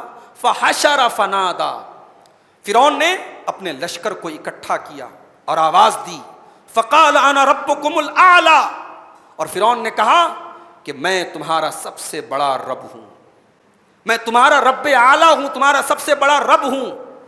فَأَخَذَهُ اللَّهُ نَكَالَ الْآخِرَةِ وَالْأُولَىٰ، اللہ نے فرعون کا ایسا انجام کر دیا کہ وہ پہلے کے لوگوں کے لیے بھی اور بعد میں آنے والوں کے لیے بھی نمونہ بن گیا۔ فرعون عبرت بن گیا۔ فرعون کی ڈیڈ باڈی کو آج بھی اللہ تعالیٰ نے سیو کر کے رکھا ہے دنیا کو یہ بتانے کے لیے کہ دیکھو اپنے آپ کو رب کہنے والا اور انا ربکم الاعلیٰ کی صدائیں بلند کرنے والا فرعون، اس کی منحوس کی شکل آج بھی دیکھ لو۔ یہ وہ انسان ہے جو اپنے آپ کو رب کہتا تھا، اللہ نے ڈبو ڈبو کر کے مارا ہے، اس کو پانی میں ڈوب ڈوب کر کے مارا ہے، تڑپ تڑپ کے مارا ہے۔ ایسے ایسے تو رب گزرے ہیں دنیا میں اپنے آپ کو رب کہنے والے۔ فَأَخَذَهُ اللَّهُ نَكَالَ الْآخِرَةِ وَالْأُولَىٰ، اللہ نے فرعون کو عبرت بنا دیا۔ ان فی ذلک لعبرۃ لمن یخشی، اے دنیا کے فرعونوں، اے دنیا کے ظالموں، اے دنیا کے نمرودوں، اے مجبوروں پر ظلم کرنے والوں، اے غریبوں اور یتیموں اور بیواؤں پر ظلم کرنے والوں، اور اے مجبوروں اور مظلوموں کے ساتھ خون کی ہولی کھیلنے والوں، فرعون کا یہ واقعہ تمہارے سامنے عبرت موجود ہے۔ ان فی ذلک لعبرۃ لمن یخشی، بے شک اس واقعے کے اندر عبرت ہے ہر اس انسان کے لیے جس کے دل میں اللہ کا ڈر ہو۔ اس کے بعد اللہ نے کمپیریزن کیا ہے کہ دو ٹائپ کے لوگ ہوتے ہیں، دو ٹائپ کے لوگ ہوتے ہیں، ایک کامیاب ایک ناکام۔ ناکام کون ہے، کامیاب کون ہے؟ اللہ نے دونوں کی کوالٹیز بیان کر دی۔ فَأَمَّا مَن طَغَىٰ وَآثَرَ الْحَيَاةَ الدُّنْيَا فَإِنَّ الْجَحِيمَ هِيَ الْمَأْوَىٰ۔ فَأَمَّا مَن طَغَىٰ، جس نے اللہ کے قانون سے بغاوت کی، جس نے اللہ کے قانون کو توڑا، جس نے اللہ کی شریعت کی بغاوت کی، وآثر الحیات الدنیا، اور جس نے آخرت کے اوپر دنیا کو ترجیح دے دی، جس نے دنیا کو سب کچھ سمجھ لیا، جو دنیا سے سیٹسفائیڈ ہو گیا، جس نے آخرت کی کوئی تیاری نہیں کی، فإن الجحیم ہی المأویٰ، اس کا ٹھکانہ جہنم کی آگ ہوگی۔ وَأَمَّا مَنْ خَافَ مَقَامَ رَبِّهِ، اور جو اللہ تبارک و تعالیٰ کے سامنے کھڑے ہونے سے ڈر گیا، جس کے دل میں یہ احساس پیدا ہو گیا کہ مجھے اللہ کے سامنے کھڑے ہونا ہے، وَنَهَى النَّفْسَ عَنِ الْهَوَىٰ، اور جس نے اپنے نفس کو ہوا سے روک لیا، اپنے نفس کو اس نے ہوا سے روک لیا۔ ہوا مطلب، ہوا کا مطلب یہ ہوا نہیں جو چلتی ہے، ہوا کا مطلب جس چیز کی طرف آپ کا دل مائل ہو، جس نے اپنی ڈیزائرز کو کنٹرول کر لیا، جس نے اپنی اچھاؤں کو قابو کر لیا، جس نے اپنی خواہشات کو کنٹرول کر لیا۔ وَنَهَى النَّفْسَ عَنِ الْهَوَىٰ، جانتے ہیں عربی میں ہوا یہوی کا مطلب ہوتا ہے گرنا، ہوا یہوی کا مطلب گرنا، اور اسی سے بنا ہے ہوا۔ تو نفس کی خواہشات کو عربی میں ہوا کہتے، کیوں؟ کیونکہ عام طور سے انسان کب گرتا ہے؟ جب وہ خواہشات میں پڑ جاتا ہے۔ انسان عام طور سے اپنی خواہشات میں پڑ کر کے گر جاتا ہے، اور اتنا گرتا ہے کہ کل قیامت کے دن وہ ہاویہ میں چلا جائے گا۔ ہاویہ یہ جہنم کا ایک نام ہے۔ تو ہوا کے معنی ہوتے گرنا، اس سے بنا ہے انسان کی اپنی خواہشات۔ تو اللہ نے کہا کہ جو اپنے رب کے سامنے کھڑے ہونے سے ڈر گیا، وَنَهَى النَّفْسَ عَنِ الْهَوَىٰ، اور اس نے اپنے نفس کو روک لیا خواہشات سے، اپنی خواہشات کو لگام لگا دی، اپنی ڈیزائرز کو کنٹرول کر لیا، فَإِنَّ الْجَنَّةَ هِيَ الْمَأْوَىٰ، ایسے انسان کا ٹھکانہ جنت ہے۔ اس کے بعد اللہ نے اپنے نبی کو ڈانٹا ہے۔ آپ یقین کریں گے اللہ قرآن میں اپنے نبی کو ڈانٹ رہا ہے۔ ایک مرتبہ اللہ کے نبی بیٹھے ہوئے تھے، مکے کے بڑے بڑے چودھری، بڑے بڑے سردار، ابو لہب، شیبہ، عتبہ، ربیعہ سب آئے ہوئے تھے۔ اللہ کے نبی بڑی محبت سے ان کو سمجھا رہے تھے۔ اللہ کے نبی یہ چاہتے تھے یہ مکے کے سردار لوگ ہیں، چودھری لوگ ہیں، بڑے لوگ ہیں، یہ ایمان لے آئیں تو اسلام جلدی پھیلے گا، اسلام کا کام جلدی ہوگا۔ اللہ کے نبی محنت کر رہے تھے۔ اتنے میں ایک اندھے صحابی جو اسلام لا چکے ہیں، عبداللہ ابن ام مکتوم، وہ چل کر کے آ رہے تھے۔ عبداللہ ابن ام مکتوم اسلام لا چکے تھے۔ اب جب اللہ کے نبی نے عبداللہ ابن ام مکتوم کو دیکھا تو اللہ کے نبی کے چہرے پر تھوڑی ناگواری کا اثر ظاہر ہو گیا۔ آپ کو اچھا فیل نہیں ہوا، آپ نے بیڈ فیل کیا، آپ نے برا لگا آپ کو۔ آپ نے اپنا چہرہ پھیر لیا، آپ نے یہ ظاہر کیا کہ یہ اس ٹائم کیوں آ رہے ہیں، یہ تو میرے صحابی ہو چکے ہیں، یہ تو اسلام لا چکے ہیں، ان کے اوپر مجھے محنت زیادہ نہیں کرنی، محنت تو مجھے ان کے اوپر کرنی ہے۔ اللہ کے نبی نے زبان سے کچھ نہیں کہا تھا، صرف چہرے کا ایکسپریشن آپ کا بدلا تھا۔ یہ بات بھی اللہ کو پسند نہیں آئی۔ اللہ اکبر۔ اور اللہ نے اپنے نبی کو ڈانٹا ہے، لیکن اس ڈانٹ میں بھی ایک پیار ہے۔ اللہ نے اپنے نبی کو بڑے پیار سے ڈانٹا ہے۔ اللہ نے ڈائریکٹ یہ نہیں بولا کہ اے نبی آپ نے ایسا کیا، اللہ نے غائب کا صیغہ استعمال کیا۔ اللہ نے فرمایا عبس وتولی، عبس وتولی ان جاءہ الاعمی۔ میرے نبی کے چہرے پر بل پڑ گئے، میرے نبی نے اپنا چہرہ گھما لیا۔ عبس وتولی، انہوں نے اپنا چہرہ گھما لیا، ان کے چہرے پر بل پڑ گئے اس بات پر کہ ایک اندھا ان کے پاس آ گیا۔ وما یدریک لعلہ یزکا، اے نبی آپ کو کیا پتا، شاید وہ جو اندھا آ رہا تھا وہ اپنا تزکیہ کرنے کے لیے آ رہا تھا، اپنے آپ کو پاک اور صاف کرنے کے لیے آ رہا تھا۔ او یذکر فتنفعہ الذکریٰ، اے نبی ہو سکتا ہے کہ وہ نصیحت حاصل کرتا، اس کو نصیحت کام دے دیتی، اس کو نصیحت فائدہ پہنچا دیتی۔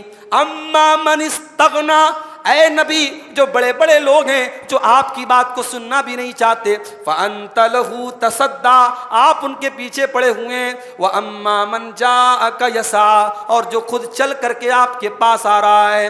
وَأَمَّا مَنْ جَاءَكَ يَسْعَىٰ، جو دوڑ کر کے آپ کے پاس آ رہا ہے۔ وَهُوَ يَخْشَىٰ، اور اس کے دل کے اندر اللہ کا ڈر بھی ہے۔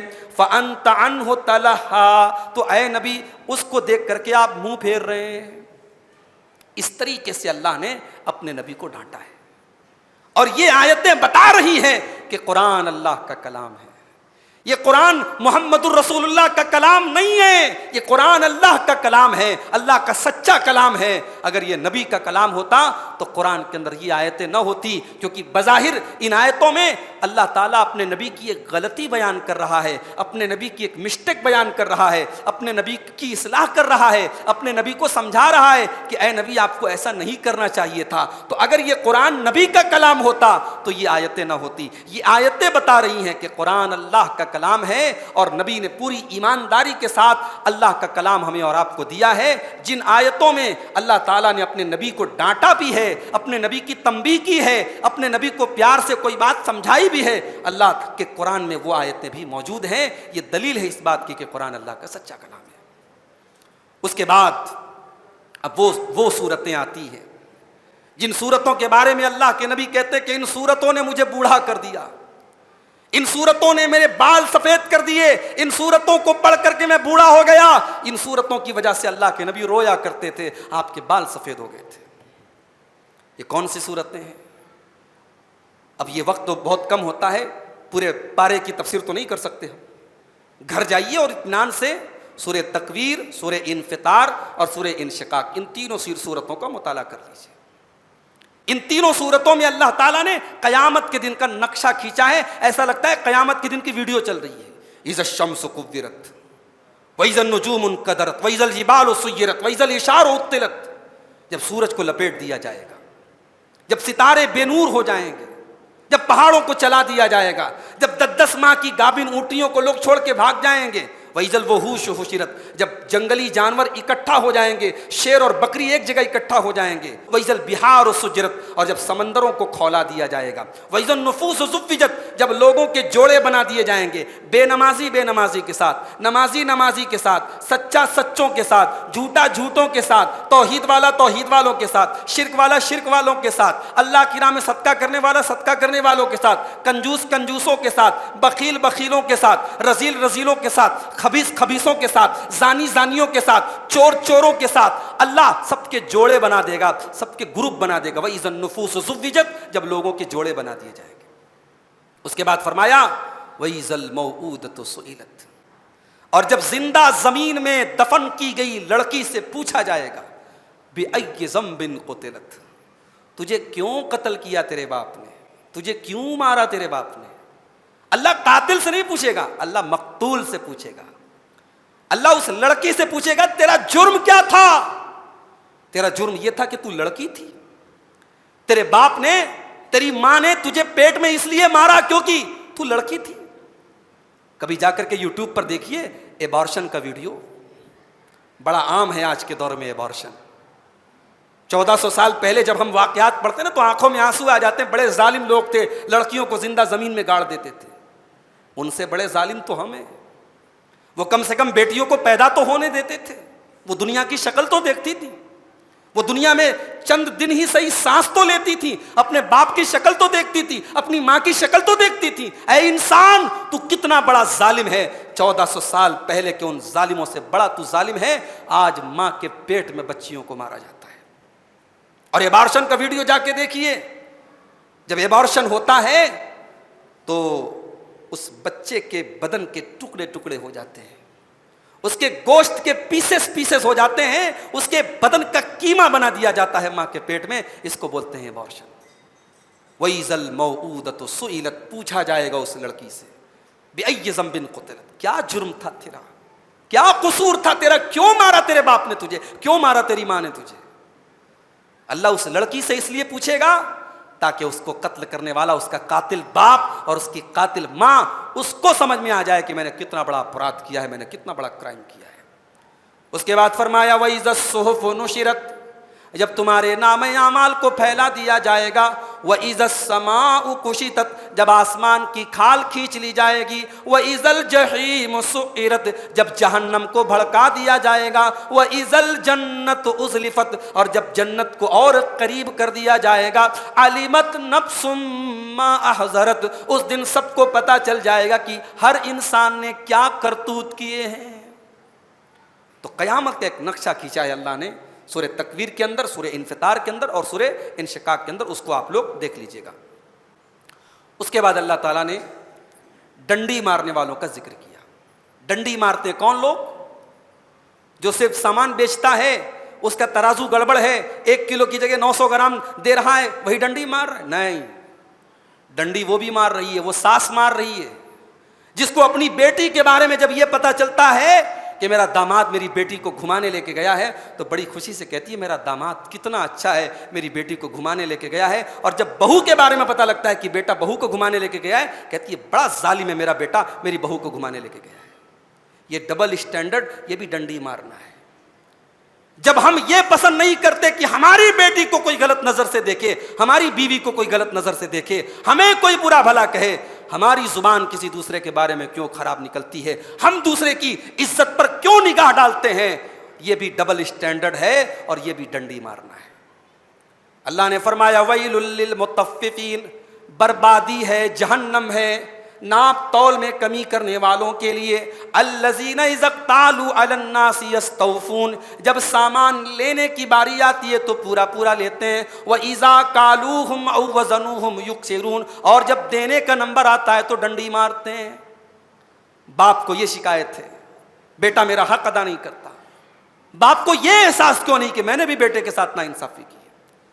اولاد یہ چاہتی ہے کہ میرا باپ میرا سارا حق ادا کر دے، اولاد یہ کیوں نہیں سوچتی کہ ہم نے اپنے ماں باپ کے ساتھ غلط کیا ہے۔ میرے بھائیوں، جب لینے کی باری آئے تو پورا پورا لیا جائے، اور جب دینے کی بات آئی تو ڈنڈی ماری جائے، یہی ڈبل اسٹینڈرڈ ہے، اور اللہ نے اس کو تطفیف کہا ہے، اس کو ناپ تول میں کمی کہا ہے۔ اللہ نے فرمایا الا یظن اولئک انہم مبعوثون لیوم عظیم یوم یقوم الناس لرب العالمین۔ اے ناپ تول میں کمی کرنے والو، اے حقوق میں ڈنڈی مارنے والو، تم اس دن کے بارے میں کیوں نہیں سوچتے جس دن تم اللہ کی بارگاہ میں کھڑے ہوگے، رب العالمین کی بارگاہ میں کھڑے ہوگے، اور تمہیں اللہ کو ایک ایک کرتوت کا حساب دینا پڑے گا۔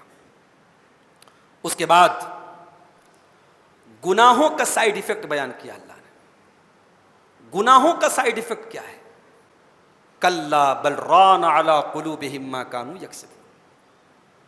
گناہ کا سائیڈ ایفیکٹ یہ ہے کہ گناہ کرنے والے کے دل پر ایک لیئر چڑھ جاتی ہے، ایک غلاف چڑھ جاتا ہے، پردہ چڑھ جاتا ہے۔ اللہ کے نبی فرماتے ہیں، ترمذی کی صحیح روایت ہے، جب بندہ کوئی گناہ کرتا ہے نکتت فی قلبہ نکتۃ سوداء، اس کے دل پر ایک کالے رنگ کا دھبا ڈال دیا جاتا ہے۔ بندہ اگر توبہ کر لے دھبا ڈیلیٹ ہو جاتا ہے، ایریز ہو جاتا ہے، مٹ جاتا ہے، لیکن بندہ پھر سے گناہ کرے تو وہ دھبے بڑھتے چلے جاتے ہیں، بڑھتے چلے جاتے ہیں، بڑھتے چلے جاتے ہیں، حتی تعلو قلبہ، یہاں تک کہ اس کے دل پر چھا جاتے ہیں اور پورا دل بلیک ہو جاتا ہے، پورا دل کالا ہو جاتا ہے۔ اور یہی وہ پردہ ہے، وہ لیئر ہے جس کا ذکر یہاں اللہ نے کیا، کلا بل ران علی قلوبہم ما کانوا یکسبون، ان کے دلوں پر ان کے گناہوں کا پردہ چڑھ گیا ہے۔ کلا انہم عن ربہم یومئذ لمحجوبون، گناہ کرنے والے اپنے رب کے دیدار سے محروم رہیں گے قیامت کے دن۔ حضرت حسین ابن فضل کہتے ہیں کہ اللہ تبارک و تعالیٰ نے دنیا میں اپنی توحید پر پردہ ڈال دیا، ان کافروں اور مشرکوں کو اللہ کی توحید نظر نہیں آئی، اور آخرت میں اللہ اپنے دیدار سے ان کے اوپر پردہ ڈال دے گا۔ جنہیں دنیا میں توحید نہیں ملی انہیں آخرت میں اللہ کا دیدار بھی نہیں ملے گا۔ اللہ نے فرمایا انہم عن ربہم یومئذ لمحجوبون، قیامت کے دن وہ اللہ کے دیدار سے محروم رہیں گے۔ اس کے بعد اللہ تعالیٰ نے جنت کی شراب کا ذکر کیا۔ شراب بڑی خراب چیز ہے، نام آتا ہے ذہن میں تو ایک بڑی بری سی ہمارے ذہن میں ایک کیفیت آتی ہے، لیکن یہی شراب جنت میں جو ہوگی وہ لذت کا ایک دوسرا نام ہوگا۔ وہ جنت کا ایک ایسا ڈرنک ہوگا، اس کے اندر اتنا سرور ہوگا، اتنا مزہ آئے گا، ہم سوچ بھی نہیں سکتے۔ اور جانتے ہو جنت کی شراب کا نام کیا ہے؟ اس کے کئی نام ہیں، یہاں پر اللہ نے ایک نام ذکر کیا، یسقون من رحیق مختوم، جنتیوں کو ایک ایسی شراب پلائی جائے گی جو سیلڈ ہوگی، مہر بند ہوگی۔ اسی لفظ سے علامہ صفی الرحمن مبارک پوری رحمۃ اللہ علیہ نے جب سیرت پر کتاب لکھی تو اس کتاب کا نام انہوں نے رکھا الرحیق المختوم۔ الرحیق المختوم کا مطلب ہوتا ہے دا سیلڈ نیکٹر، سیل پیک شراب، یہ جنت کی شراب کا نام ہے الرحیق المختوم۔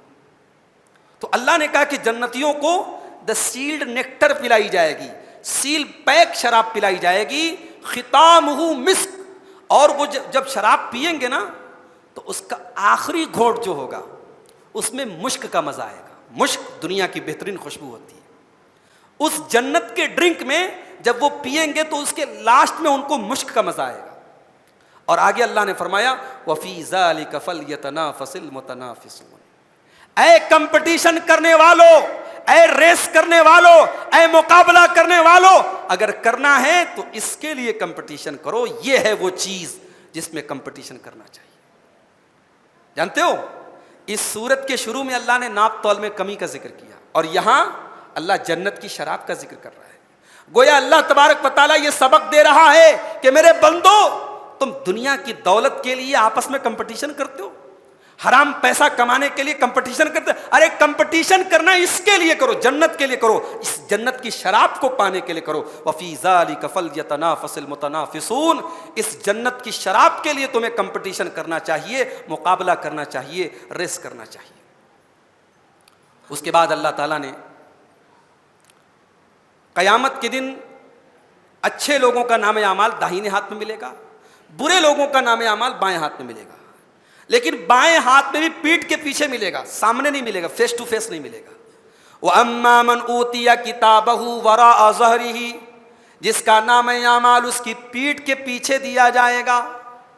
اب یہ بات نہیں سمجھ میں آ رہی کہ داہنے والوں کو تو فیس ٹو فیس ملے گا، یہ بائیں ہاتھ والوں کو پیٹھ کے پیچھے کیوں ملے گا؟ کیونکہ انہوں نے اللہ کے دین سے پیٹھ پھیری تھی، انہوں نے قرآن سے پیٹھ پھیری تھی، انہوں نے نبی کی سنتوں سے پیٹھ پھیری تھی، تو آج اللہ تبارک و تعالیٰ کی بارگاہ میں جب کتاب ملے گی، جب نامہ اعمال ملے گا، تو ان کو فیس ٹو فیس نہیں ملے گا، پیٹھ کے پیچھے ملے گا، اور کہا جائے گا فَسَوْفَ يَدْعُو ثُبُورًا، جیسے ہی اس کا نامہ اعمال اس کے لیفٹ ہینڈ میں پیٹھ کے پیچھے ملے گا، وہ موت کو پکارے گا، وہ کہے گا کہ ہائے مجھے موت کیوں نہیں آ جاتی۔ وَيَصْلَىٰ سَعِيرًا، اور جہنم کی آگ میں ڈالا جائے گا۔ إِنَّهُ كَانَ فِي أَهْلِهِ مَسْرُورًا، he was very happy in his family، یہ اپنے پریوار میں بہت خوش تھا۔ دنیا میں اپنی فیملی کے ساتھ خوش ہونا گناہ نہیں ہے، مگر فیملی کے ساتھ اتنے خوش ہو جائیں آپ کہ اپنے انجام کو بھول جائیں، آخرت کو بھول جائیں، اتنے مستی میں پڑ جائیں آپ کہ حلال و حرام بھی بھول جائیں، جائز ناجائز بھی بھول جائیں، تو یاد رکھیے یہ جہنمی لوگوں کی نشانی ہے۔ اللہ نے فرمایا انہو کان فی اہلہ مسرورا، یہ بہت خوش تھا اپنی فیملی میں۔ انہو ظن ان لن یحور، یہ سمجھتا تھا کہ مرنے کے بعد دوبارہ لوٹنا نہیں ہے۔ بلا ان ربہ کان بہ بصیرا، ہرگز نہیں، تیرا رب جانتا تھا، تیرا رب دیکھ رہا تھا، اور آج تو اپنے انجام کو پہنچ چکا ہے۔ اس کے بعد اصحاب الاخدود کا واقعہ بیان کیا گیا۔ اصحاب الاخدود کون تھے؟ اللہ کے کچھ موحد بندے تھے، نیک بندے تھے۔ ان کو اس دور کے بادشاہ نے ایمان لانے کی سزا میں زندہ جلا ڈالا، ایک بہت بڑی کھائی، ایک بہت بڑی خندق کھدوا دی، اور بچوں کو، عورتوں کو، بوڑھوں کو، جوانوں کو، سب کو اس آگ میں ڈال دیا۔ اللہ نے ان کا واقعہ ذکر کیا، فرمایا قتل اصحاب الاخدود، قتل کر دیے گئے اخدود والے، خندق والے، النار ذات الوقود، جس میں آگ بھڑک رہی تھی، اذ ہم علیہا قعود، اور یہ آگ لگانے والے کھڑے ہو کر کے تماشا دیکھ رہے تھے بیٹھ کر کے، ایمان والے جل رہے ہیں اور جلانے والے مزے سے دیکھ رہے ہیں۔ اللہ نے فرمایا وَهُمْ عَلَىٰ مَا يَفْعَلُونَ بِالْمُؤْمِنِينَ شُهُودٌ، ایمان والوں کے ساتھ یہ جو کر رہے تھے سب دیکھ رہے تھے اپنی آنکھوں سے۔ وَمَا نَقَمُوا مِنْهُمْ إِلَّا أَن يُؤْمِنُوا بِاللَّهِ الْعَزِيزِ الْحَمِيدِ، اور ان ایمان والوں کا بس ایک قصور تھا، ایک غلطی تھی، ایک ہی جرم تھا کہ وہ اللہ کے ماننے والے تھے، وہ رب کی توحید کے ماننے والے تھے۔ اس جرم کی سزا میں ان کو زندہ جلا دیا جائے گا۔ الَّذِي لَهُ مُلْكُ السَّمَاوَاتِ وَالْأَرْضِ، اے میرے مومن بندوں کو جلانے والے ظالموں، اس اللہ کو یاد کرو جس کے ہاتھ میں آسمانوں اور زمین کی بات چاہتے۔ آج ایک ملک کے حکمراں بن گئے، آج ایک اسٹیٹ کے حکمراں بن گئے، آج ایک ضلع کے، ایک علاقے کے، ایک محلے کے، ایک گاؤں کی حکومت تمہیں مل گئی تو تم ناز کرنے لگے۔ اس اللہ کے پاور سے ڈرو، اس اللہ کی طاقت سے ڈرو۔ الذی لہ ملک السماوات والارض، جس کے ہاتھ میں آسمانوں اور زمین کی بادشاہت ہے۔ واللہ علی کل شیء شہید، اللہ ہر چیز پر نگراں ہے، اللہ سب دیکھ رہا ہے۔ ان الذین فتنوا المؤمنین والمؤمنات ثم لم یتوبوا فلہم عذاب جہنم ولہم عذاب الحریق، جن لوگوں نے ہمارے مومن بندوں اور بندیوں کو آگ میں جلایا ہے اور پھر توبہ نہیں کیے ہیں، ہم بھی ان کو جلائیں گے، جہنم کی آگ میں ڈالیں گے۔ امام حسن بصری جب اس آیت کو پڑھتے تھے تو رونے لگتے تھے اور کہتے تھے ذرا اس اللہ کا کرم تو دیکھو، اس اللہ کی رحمت تو دیکھو، اس اللہ کی جود و سخا تو دیکھو کہ اس کے ولیوں کو قتل کیا ہے انہوں نے، اس کے ولیوں کو زندہ آگ میں جلایا ہے انہوں نے، مگر ان کو بھی اللہ توبہ کی دعوت دے رہا ہے۔ اللہ کہہ رہا ہے انہوں نے میرے مومن بندوں کو جلایا اور پھر توبہ نہیں کی تو ان کو ہم آگ میں جلائیں گے، یعنی اگر انہوں نے توبہ کر لی ہوتی تو ہم معاف کر دیتے۔ امام حسن بصری کہتے ہیں ذرا دیکھو اللہ کی رحمت دیکھو، ذرا دیکھو اللہ کا کرم دیکھو کہ اس کے ولیوں کو قتل کیا ہے، اس کے باوجود اللہ ان کو توبہ کی دعوت دے رہا ہے۔ اتنا رحیم ہے، اتنا کریم ہے، اس لیے اس اللہ سے رحمت کی امید رکھو اور اپنے گناہوں سے باز آ جاؤ۔ اس کے بعد سورہ اعلیٰ آتی ہے جو ہم جمعہ کی نماز میں سنتے رہتے، فذکر ان نفعت الذکریٰ، فذکر ان نفعت الذکریٰ، اے نبی آپ نصیحت کیجئے مگر سب کو نصیحت مت کیجئے، جہاں نصیحت کام آئے، جہاں نصیحت فائدہ دے وہاں نصیحت کیجئے۔ سامنے والا ہماری بات سننے کو تیار ہی نہیں اور ہم اس کو پلائے جا رہے ہیں، بند کر دو بھائی، اسٹاپ اٹ، بند کر دو۔ جہاں آپ کی نصیحت کام نہ کرے چھوڑ دو ایسے آدمی کو۔ جہاں لوگ آپ کی بات سننے کو تیار نہیں ہیں کسی دوسرے کو تلاش کرو۔ فذکر ان نفعت الذکریٰ، اے نبی نصیحت کیجئے جہاں پر نصیحت کام آئے۔ اس کے بعد سورہ غاشیہ آتی ہے، وجوہ یومئذ خاشعہ عاملۃ ناصبہ، قیامت کے دن کچھ چہرے جھکے ہوئے ہوں گے، ڈرے ہوئے ہوں گے، عاملۃ ناصبہ، بہت عمل کر کے آئے ہوئے ہوں گے، تھکے ہارے ہوں گے، دنیا میں بہت عمل کر کے آئے ہوں گے، رات رات بھر نماز پڑھ کے آئے ہوں گے، رات رات بھر قبرستان میں دعائیں پڑھ کے آئے ہوں گے، عاملۃ ناصبہ، بہت عمل کر کے آئے ہوں گے، تھکے ہارے ہوں گے، مگر ان کا عمل اللہ کے یہاں کام نہیں آئے گا۔ تسلا نارن حامیہ، وہ بھڑکتی ہوئی جہنم کی آگ میں ڈالے جائیں گے۔ کیوں؟ کیونکہ ان کا عمل سنت کے مطابق نہیں تھا، ان کے عمل میں اخلاص نہیں تھا۔ تو اللہ کے یہاں بہت عمل کر کے تھکے ہوئے لوگ بھی جہنم کی آگ میں ڈالے جائیں گے، صرف اس لیے کیونکہ ان کا عمل صحیح نہیں ہوگا۔ اس کے بعد سورہ ضحیٰ آتی ہے، اللہ نے فرمایا وَأَمَّا بِنِعْمَةِ رَبِّكَ فَحَدِّثْ، اے نبی اپنے رب کی نعمتوں کو بیان کیجیے۔ اللہ نے دولت دی ہے آپ کو، کوئی مسئلہ نہیں، آپ بیان کیجیے۔ کبھی کبھی اللہ کی نعمت کو بیان کرنے سے انسان کے اندر شکر کا جذبہ پیدا ہوتا ہے۔ ہاں، جہاں یہ ڈر ہو کہ سامنے والا حسد کرے گا وہاں اوائڈ کیجیے۔ جہاں یہ ڈر ہو کہ سامنے والے سے اگر میں نے یہ بات بتائی تو مجھ سے حسد کرے گا، اس کو چھوڑ کر کے باقی لوگوں کے سامنے آپ اللہ کی نعمت کو بیان کیجئے، اس میں کوئی حرج نہیں ہے، شرط یہ ہے آپ کے اندر ریاکاری اور دکھاوا نہ ہو۔ وَأَمَّا بِنِعْمَةِ رَبِّكَ فَحَدِّثْ، اے نبی اپنے رب کی نعمت کو بیان کیجئے۔ اس کے بعد سورہ انشراح آتی ہے، أَلَمْ نَشْرَحْ لَكَ صَدْرَكَ، اے نبی کیا ہم نے آپ کے سینے کو کھولا نہیں ہے؟ وَوَضَعْنَا عَنْكَ وِزْرَكَ، اے نبی ہم نے آپ کے بوجھ کو اتارا نہیں ہے؟ الذی انقض ظہرک، جس بوجھ نے آپ کی پیٹھ کو جھکا دیا تھا، آپ کی کمر کو جھکا دیا تھا، اے نبی کیا ہم نے اس بوجھ کو ہلکا نہیں کیا ہے؟ اے نبی جب قرآن کی پہلی وحی آپ کے اوپر اتری، آپ اپنی جان کے خطرے سے ڈرے ہوئے تھے، آپ کو لگ رہا تھا آپ یہ ذمہ داری نہیں اٹھا پائیں گے، مگر آج ہم نے آپ کا کام آسان کر دیا، آپ کے بوجھ کو ہم نے ہلکا نہیں کر دیا۔ وَرَفَعْنَا لَكَ ذِكْرَكَ، اور اے نبی کیا ہم نے آپ کا ذکر بلند نہیں کر دیا؟ اے نبی عرب ہو چاہے عجم ہو، ہر جگہ آپ کا نام گونج رہا ہے۔ آج محمد الرسول اللہ کا کلمہ پڑھنے والے ہزاروں لاکھوں کی تعداد میں ہیں۔ یہ تو اللہ نے اس وقت کہا تھا، نبی کے دور میں کہا تھا، اور آج نظر اٹھا کے دیکھیے دنیا کا سب سے تیزی سے بڑھنے والا اس نفرت کے دور میں، اسلامو فوبیا کے دور میں بھی دنیا کا موسٹ گروونگ ریلیجین اگر کوئی ہے تو اسلام ہے۔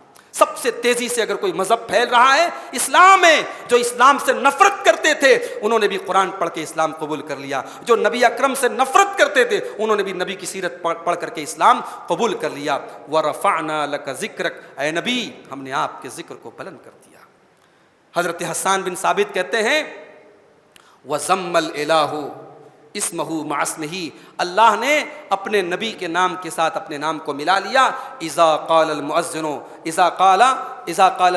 اشہدو، جب مؤذن اذان میں اشہد ان لا الہ الا اللہ کہتا ہے تو ساتھ میں اشہد ان محمد رسول اللہ بھی کہتا ہے۔ اس طریقے سے اللہ تعالیٰ نے اپنے نام کے ساتھ اپنے نبی کے نام کو ملا دیا ہے، اور کائنات میں آج نہ جانے کتنی لاکھ مسجدیں ہوں گی اور ہر مسجد سے 5 ٹائم یہ آواز گونج رہی ہے وَرَفَعْنَا لَكَ ذِكْرَكَ، اے نبی ہم نے آپ کے ذکر کو بلند کر دیا۔ اس کے بعد لیلۃ القدر کا ذکر کیا، انا انزلناہ فی لیلۃ القدر، بے شک ہم نے اس کو اتارا۔ کس کو؟ نام نہیں لیا اللہ نے، اللہ نے کہا ہم نے اس کو اتارا لیلۃ القدر میں۔ کس کو بھائی؟ قرآن کو۔ اللہ نے قرآن کا نام کیوں نہیں لیا؟ یہ بتانے کے لیے کہ قرآن تو ایسی کتاب ہے کہ ہم مینشن نہیں بھی کریں گے تب بھی دنیا سمجھ جائے گی، اور قرآن جب اتنی عظیم کتاب ہے تو اس کو اتارنے کے لیے ہم نے بہترین رات کا انتخاب کیا۔ قرآن بہترین رات میں، بہترین مہینے میں، بہترین شہر میں، بہترین فرشتے کے ذریعے، بہترین رسول کے اوپر نازل ہوا ہے، اس لیے قرآن سے بہترین کوئی کتاب نہیں۔ انا انزلناہ فی لیلۃ القدر، اے نبی ہم نے اس کو اتارا ہے لیلۃ القدر میں۔ وما ادراک ما لیلۃ القدر، اور آپ کیا جانے کہ لیلۃ القدر کیا ہے؟ لیلۃ القدر خیر من الف شہر، لیلۃ القدر 1000 مہینے سے بہتر ہے، برابر نہیں ہے۔ ہم لوگ کیلکولیٹر جوڑتے ہیں دیکھ کر کے کہ 1000 مہینے میں کتنے سال ہوتے ہیں، 84 پوائنٹ سم تھنگ، 84 سال سے کچھ زیادہ ہوتے ہیں، تو ہم لوگ یہ سمجھتے ہیں کہ لیلۃ القدر کا ثواب، ایک رات کا ثواب 84 سال کے برابر ہے۔ برابر نہیں ہے، اللہ نے برابر نہیں کہا، اللہ نے کہا خیرun، بہتر ہے۔ کتنا بہتر ہے یہ اللہ ہی جانتا ہے۔ اس امت پر اللہ کا بہت بڑا انعام ہے، اللہ نے ہم کو لیلۃ القدر دی ہے۔ ایک رات کی عبادت، ایک رات کی تلاوت، ایک رات کا قیام اللیل، ایک رات کی دعا 1000 مہینوں سے بہتر ہے۔ اللہ نے لیلۃ القدر کی شکل میں اس امت کو اتنا بڑا انعام دیا ہے۔ اس کے بعد سورہ کوثر آتی ہے، انا اعطیناک الکوثر، اے نبی ہم نے آپ کو کوثر دیا ہے۔ یہ کوثر کیا ہے؟ یہ کوثر ایک حوض کا نام ہے جس میں سے اللہ کے نبی اپنے امتیوں کو قیامت کے دن پانی پلائیں گے، اور کوثر کا پانی جو ایک بار پی لے گا اس کو پھر کبھی پیاس نہیں لگے گی۔ اللہ ہم سب کو اپنے نبی کے ہاتھوں کوثر کا جام نصیب فرمائے۔ انا اعطیناک الکوثر، اور کوثر کا ایک مطلب یہ بھی ہے خیر کثیر، اے نبی ہم نے آپ کو بہت ساری بھلائیوں سے نوازا ہے، بہت بڑے بڑے انعام ہم نے آپ کو دیے ہیں۔ فصلی لربک وانحر، تو اے نبی آپ اپنے رب کے لیے نماز پڑھیے اور قربانی کیجیے۔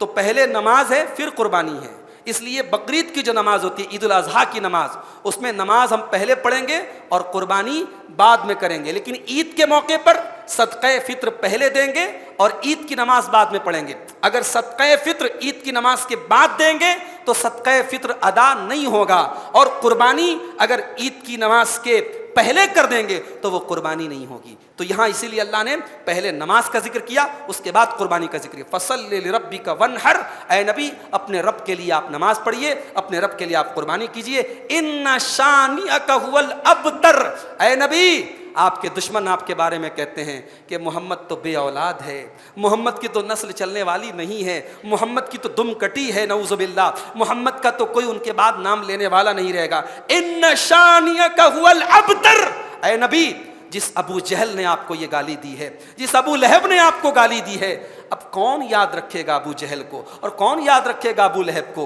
آپ کا نام تو قیامت تک لیا جائے گا۔ اے نبی آپ کا دشمن ابتر ہے، آپ کے دشمن کی دم کٹی ہے، آپ کے دشمن کو کوئی یاد کرنے والا نہیں ہوگا، مگر آپ کو یاد کرنے والے کروڑوں کی تعداد میں ہوں گے۔ ان شانئک ھو الابتر، آپ کا دشمن ہی دم کٹا ہوا ہے۔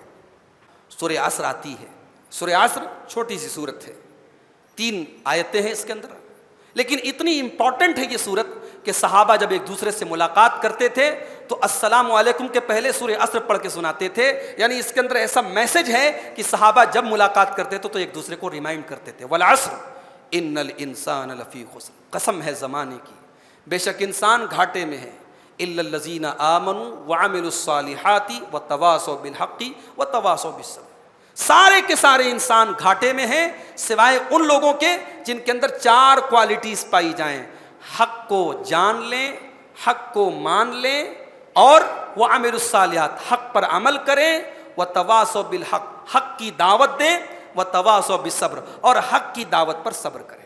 یہ 4 کام کر لیں، حق کو مان لیں، حق پر عمل کریں، حق کی دعوت دیں اور حق کی دعوت پر صبر کریں۔ یہ 4 کوالٹی جس کے اندر پیدا ہو جائے وہ گھاٹے میں نہیں ہے، اس کو چھوڑ کے سب گھاٹے میں ہیں۔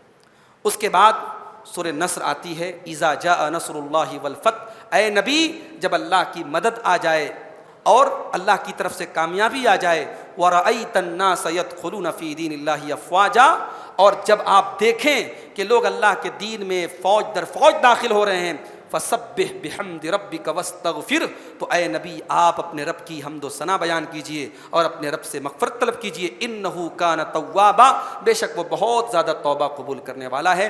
جب یہ صورت نازل ہوئی تو صحابہ سمجھ گئے کہ یہ اللہ کے نبی کے انتقال کا ٹائم آ چکا ہے۔ یہ صورت بتا رہی ہے کہ اب اللہ کے نبی کا مشن پورا ہو چکا ہے، اب اللہ کے دین میں لوگ داخل ہو رہے ہیں فوج در فوج۔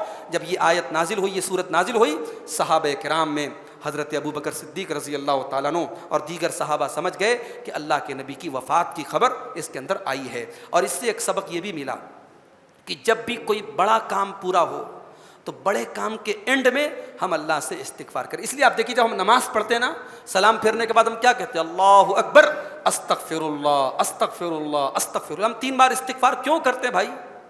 استغفار کا مطلب تو اللہ سے معافی مانگنا ہوتا ہے۔ ہم تو نماز پڑھ کے بیٹھے ہیں، اللہ کا کام کر کے بیٹھے ہیں، مگر ہم استغفر اللہ پڑھتے ہیں۔ کیوں پڑھتے ہیں؟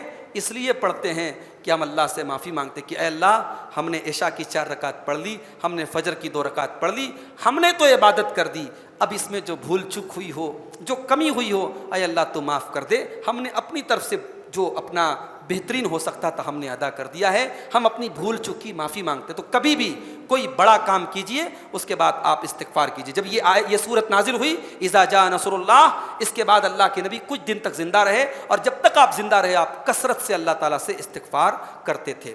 اس کے بعد سورہ اخلاص آتی ہے، قل هو اللہ احد اللہ الصمد لم یلد ولم یولد ولم یکن لہ کفوا احد۔ یہ قرآن کی سب سے چھوٹی سورتوں میں سے سورت ہے، مگر 1/3 قرآن کے برابر ہے، 1/3 قرآن کے برابر ہے۔ اس کو پڑھنے کا ثواب 1/3 قرآن کے تلاوت کے برابر ہے۔ اور چونکہ قرآن میں 3 چیزیں بیان کی گئی ہیں، یا تو قرآن میں توحید بیان ہوئی ہے، یا مسئلے مسائل بیان ہوئے ہیں، یا نبیوں کے واقعات بیان ہوئے ہیں۔ قرآن میں 3 چیزیں بیان ہوئی ہیں، اور سورہ اخلاص پوری کی پوری توحید ہے۔ اس لیے اس کو اللہ کے نبی نے ثلث القرآن 1/3 قرآن کے برابر قرار دیا ہے، اور اللہ کی بہترین صفات اس کے اندر بیان کی گئی۔ اے نبی آپ کہہ دیجئے اللہ ایک ہے، اللہ الصمد، اللہ بے نیاز ہے، اللہ کی ضرورت سب کو پڑے گی، اللہ کو کسی کی ضرورت نہیں پڑے گی۔ لم یلد ولم یولد، نہ اس کا کوئی بیٹا ہے نہ وہ کسی کا بیٹا ہے، نہ اس کی کوئی اولاد ہے نہ وہ کسی کی اولاد ہے۔ ولم یکن لہ کفوا احد، اور نہ اس کے کوئی برابر ہے۔ اس کے بعد قرآن کی لاسٹ 2 سورتیں آتی ہیں، سورہ فلق اور سورہ ناس۔ سورہ فلق کے اندر بھی اللہ کی پناہ مانگی گئی ہے، سورہ ناس کے اندر بھی اللہ کی پناہ مانگی گئی ہے، مگر فرق کیا ہے؟ سورہ فلق میں اللہ کی ایک صفت بیان کی گئی ہے اور 4 چیزوں سے اللہ کی پناہ مانگی گئی ہے، اور سورہ ناس میں اللہ کی 4 صفتیں بیان کی گئی ہیں اور ایک چیز سے اللہ کی پناہ مانگی گئی ہے۔ قل اعوذ برب الفلق، اے نبی آپ کہہ دیجئے میں پناہ چاہتا ہوں صبح کے رب کی، من شر ما خلق، ہر اس چیز کی برائی سے جو اللہ نے پیدا کیا، ومن شر غاسق اذا وقب، رات کی برائی سے جب رات چھا جائے، ومن شر النفاثات فی العقد، اور گروہوں میں پھونکنے والی جادوگر عورتوں کے شر سے، ومن شر حاسد اذا حسد، اور حسد کرنے والے کے شر سے جب وہ حسد کرے۔ تو یہ 4 ڈینجرس چیزیں ہیں۔ پہلی چیز کیا ہے؟ اللہ کی مخلوقات کی برائی، جتنی بھی اللہ کی مخلوقات کی برائی ہے سب کی پناہ آپ نے مانگ لی۔ اور رات کے سناٹے میں جرم ہوتا ہے، زنا ہوتا ہے، قتل ہوتا ہے، تو رات کی برائیوں سے آپ نے اللہ کی پناہ مانگ لی۔ اور جادو ٹونا کرنے والے اور کرنے والیوں کے شر سے بھی آپ نے اللہ کی پناہ طلب کر لی۔ اور حسد جو بڑی خطرناک چیز ہے، ہر قسم کے حسد سے بھی آپ نے اللہ کی پناہ مانگ لی۔ اس کے بعد سورہ ناس کے اندر دیکھیے، قل اعوذ برب الناس، اے نبی آپ کہہ دیجئے میں پناہ چاہتا ہوں لوگوں کے رب کی، ملک الناس لوگوں کے بادشاہ کی، الہ الناس لوگوں کے معبود کی۔ 4 صفتیں اللہ کی بیان ہوئی۔ اس کے بعد کس چیز سے پناہ مانگی گئی؟ من شر الوسواس الخناس، اس شیطان کے شر سے جو وسوسہ ڈالتا ہے لیکن چھپ کر کے حملہ کرتا ہے، غائب ہو جاتا ہے۔ الذی یوسوس فی صدور الناس، جو لوگوں کے سینے میں وسوسہ ڈالتا ہے، من الجنۃ والناس، اور یہ شیطان جنات میں سے بھی ہوتا ہے اور یہ شیطان انسانوں میں سے بھی ہوتا ہے۔ تو یہ قرآن کی لاسٹ 2 سورتیں ہیں، ان کو معوذات بھی کہا جاتا ہے، ان کے ذریعے اللہ کی پناہ مانگی جاتی ہے۔ اللہ کے نبی ان کو پڑھ کے دم کرتے تھے۔ حضرت عائشہ کہتی ہیں جب یہ دونوں صورتیں نازل ہو گئیں تو بیماری کے موقع پر اللہ کے نبی اسی کو پڑھ کے دم کرتے تھے۔ جب آپ کے بدن میں کہیں تکلیف ہوتی تھی آپ معوذتین پڑھ کر کے اپنے ہاتھوں پر دم کرتے تھے، اور اپنے پورے بدن میں جہاں تک آپ کا ہاتھ جاتا تھا آپ اس کو پھیر لیتے تھے۔ جب اللہ کے نبی بیمار ہو گئے اور مرض الموت میں آپ مبتلا ہو گئے تو اماں عائشہ فرماتی ہیں کہ میں آپ کے ہاتھوں پر پڑھ کے دم کرتی تھی اور آپ کے ہاتھوں کو آپ کے بدن پر پھیرتی تھی تاکہ آپ کے ہاتھوں کی برکت سے آپ جلدی سے ٹھیک ہو جائیں۔ تو بچے اگر بیمار ہو جائیں، گھر میں کسی کو کوئی تکلیف ہو جائے تو آپ دوا کے ساتھ دعا بھی کریں اور اس کو یاد کر لیں، سورہ فلق اور سورہ، ہمارے یہاں 4 قل کہا جاتا ہے، تو 4 قل، یہاں 4 قل کی ضرورت نہیں ہے۔ اگر کوئی بیمار ہے پڑھ کے دم کرنا ہے تو وہاں 2 قل پڑھا جائے گا، کسی جگہ 2 قل کا ذکر ہے، سورہ فلق اور سورہ ناس کا، اور کسی حدیث میں سورہ اخلاص کو بھی شامل کیا گیا ہے۔ تو قل یا ایھا الکافرون کا یہاں کام نہیں ہے۔ اگر کسی کو پڑھ کے دم کرنا ہے تو آپ قل هو اللہ احد، قل اعوذ برب الفلق اور قل اعوذ برب الناس اس کو پڑھ کر کے دم کریں گے۔ اسی کے ساتھ قرآن کے 30ویں پارے کی بھی منتخب آیات کی تفسیر پوری ہوئی۔ اللہ کے فضل و کرم سے، اس کی توفیق سے، رمضان کے اس مقدس مہینے میں ہم نے آپ کے سامنے قرآن کی کچھ چنندہ آیتوں کو، ان کے ترجمے کو، ان کی تفسیر کو پیش کیا ہے۔ اس میں جو صحیح چیزیں تھیں وہ اللہ کی طرف سے تھی، جو غلط چیزیں تھیں اس میں میری اپنی غلطی اور اپنی خطا اور اپنے شر، اپنے نفس کا شر شامل ہے۔ اللہ ہماری خطاؤں کو معاف فرمائے، اللہ قرآن پر ہم سب کو غور کرنے کی توفیق دے۔ اللہ جس طریقے سے ہم رمضان کے مہینے میں قرآن سے جڑے ہیں، سال کے باقی کے 11 مہینوں میں اللہ ہمیں قرآن سے جڑنے کی توفیق عطا فرمائے۔ اللہ قرآن کو ہماری زندگیوں میں برکت کا سبب بنا دے۔ اللہ ہم سب کو قرآن پر غور کرنے والا بنا دے۔ جنہوں نے ہم میں سے قرآن کو نہیں پڑھا ہے اللہ انہیں پڑھنے کی توفیق دے، جنہوں نے پڑھا ہے انہیں سمجھنے کی، غور کرنے کی توفیق دے۔ رب العالمین ہمیں دنیا میں جب تک زندہ رکھے توحید پر زندہ رکھے، ہمارا خاتمہ توحید پر ہو۔ اللہ ہمیں اپنے نبی سے محبت کرنے کی توفیق عطا فرمائے۔ اللہ ہماری تلاوت کو، ہمارے ذکر و اذکار کو، ہمارے روزوں کو، ہماری تراویح کو، ہماری جملہ عبادات کو رب العالمین اپنے فضل و کرم سے قبول فرمائے۔ جیسے آج اس مسجد میں ہم بیٹھے ہیں، اللہ کے دین کی باتیں کر رہے ہیں، اللہ ہم سب کو جنت الفردوس میں بھی اکٹھا ہونے کی توفیق عطا فرمائے۔ اللہ قیامت کے دن اپنے نبی کے ہاتھوں کوثر کا جام ہم سب کو نصیب فرمائے۔ اللہ جہنم کے عذاب سے ہم سب کی حفاظت فرمائے، آمین۔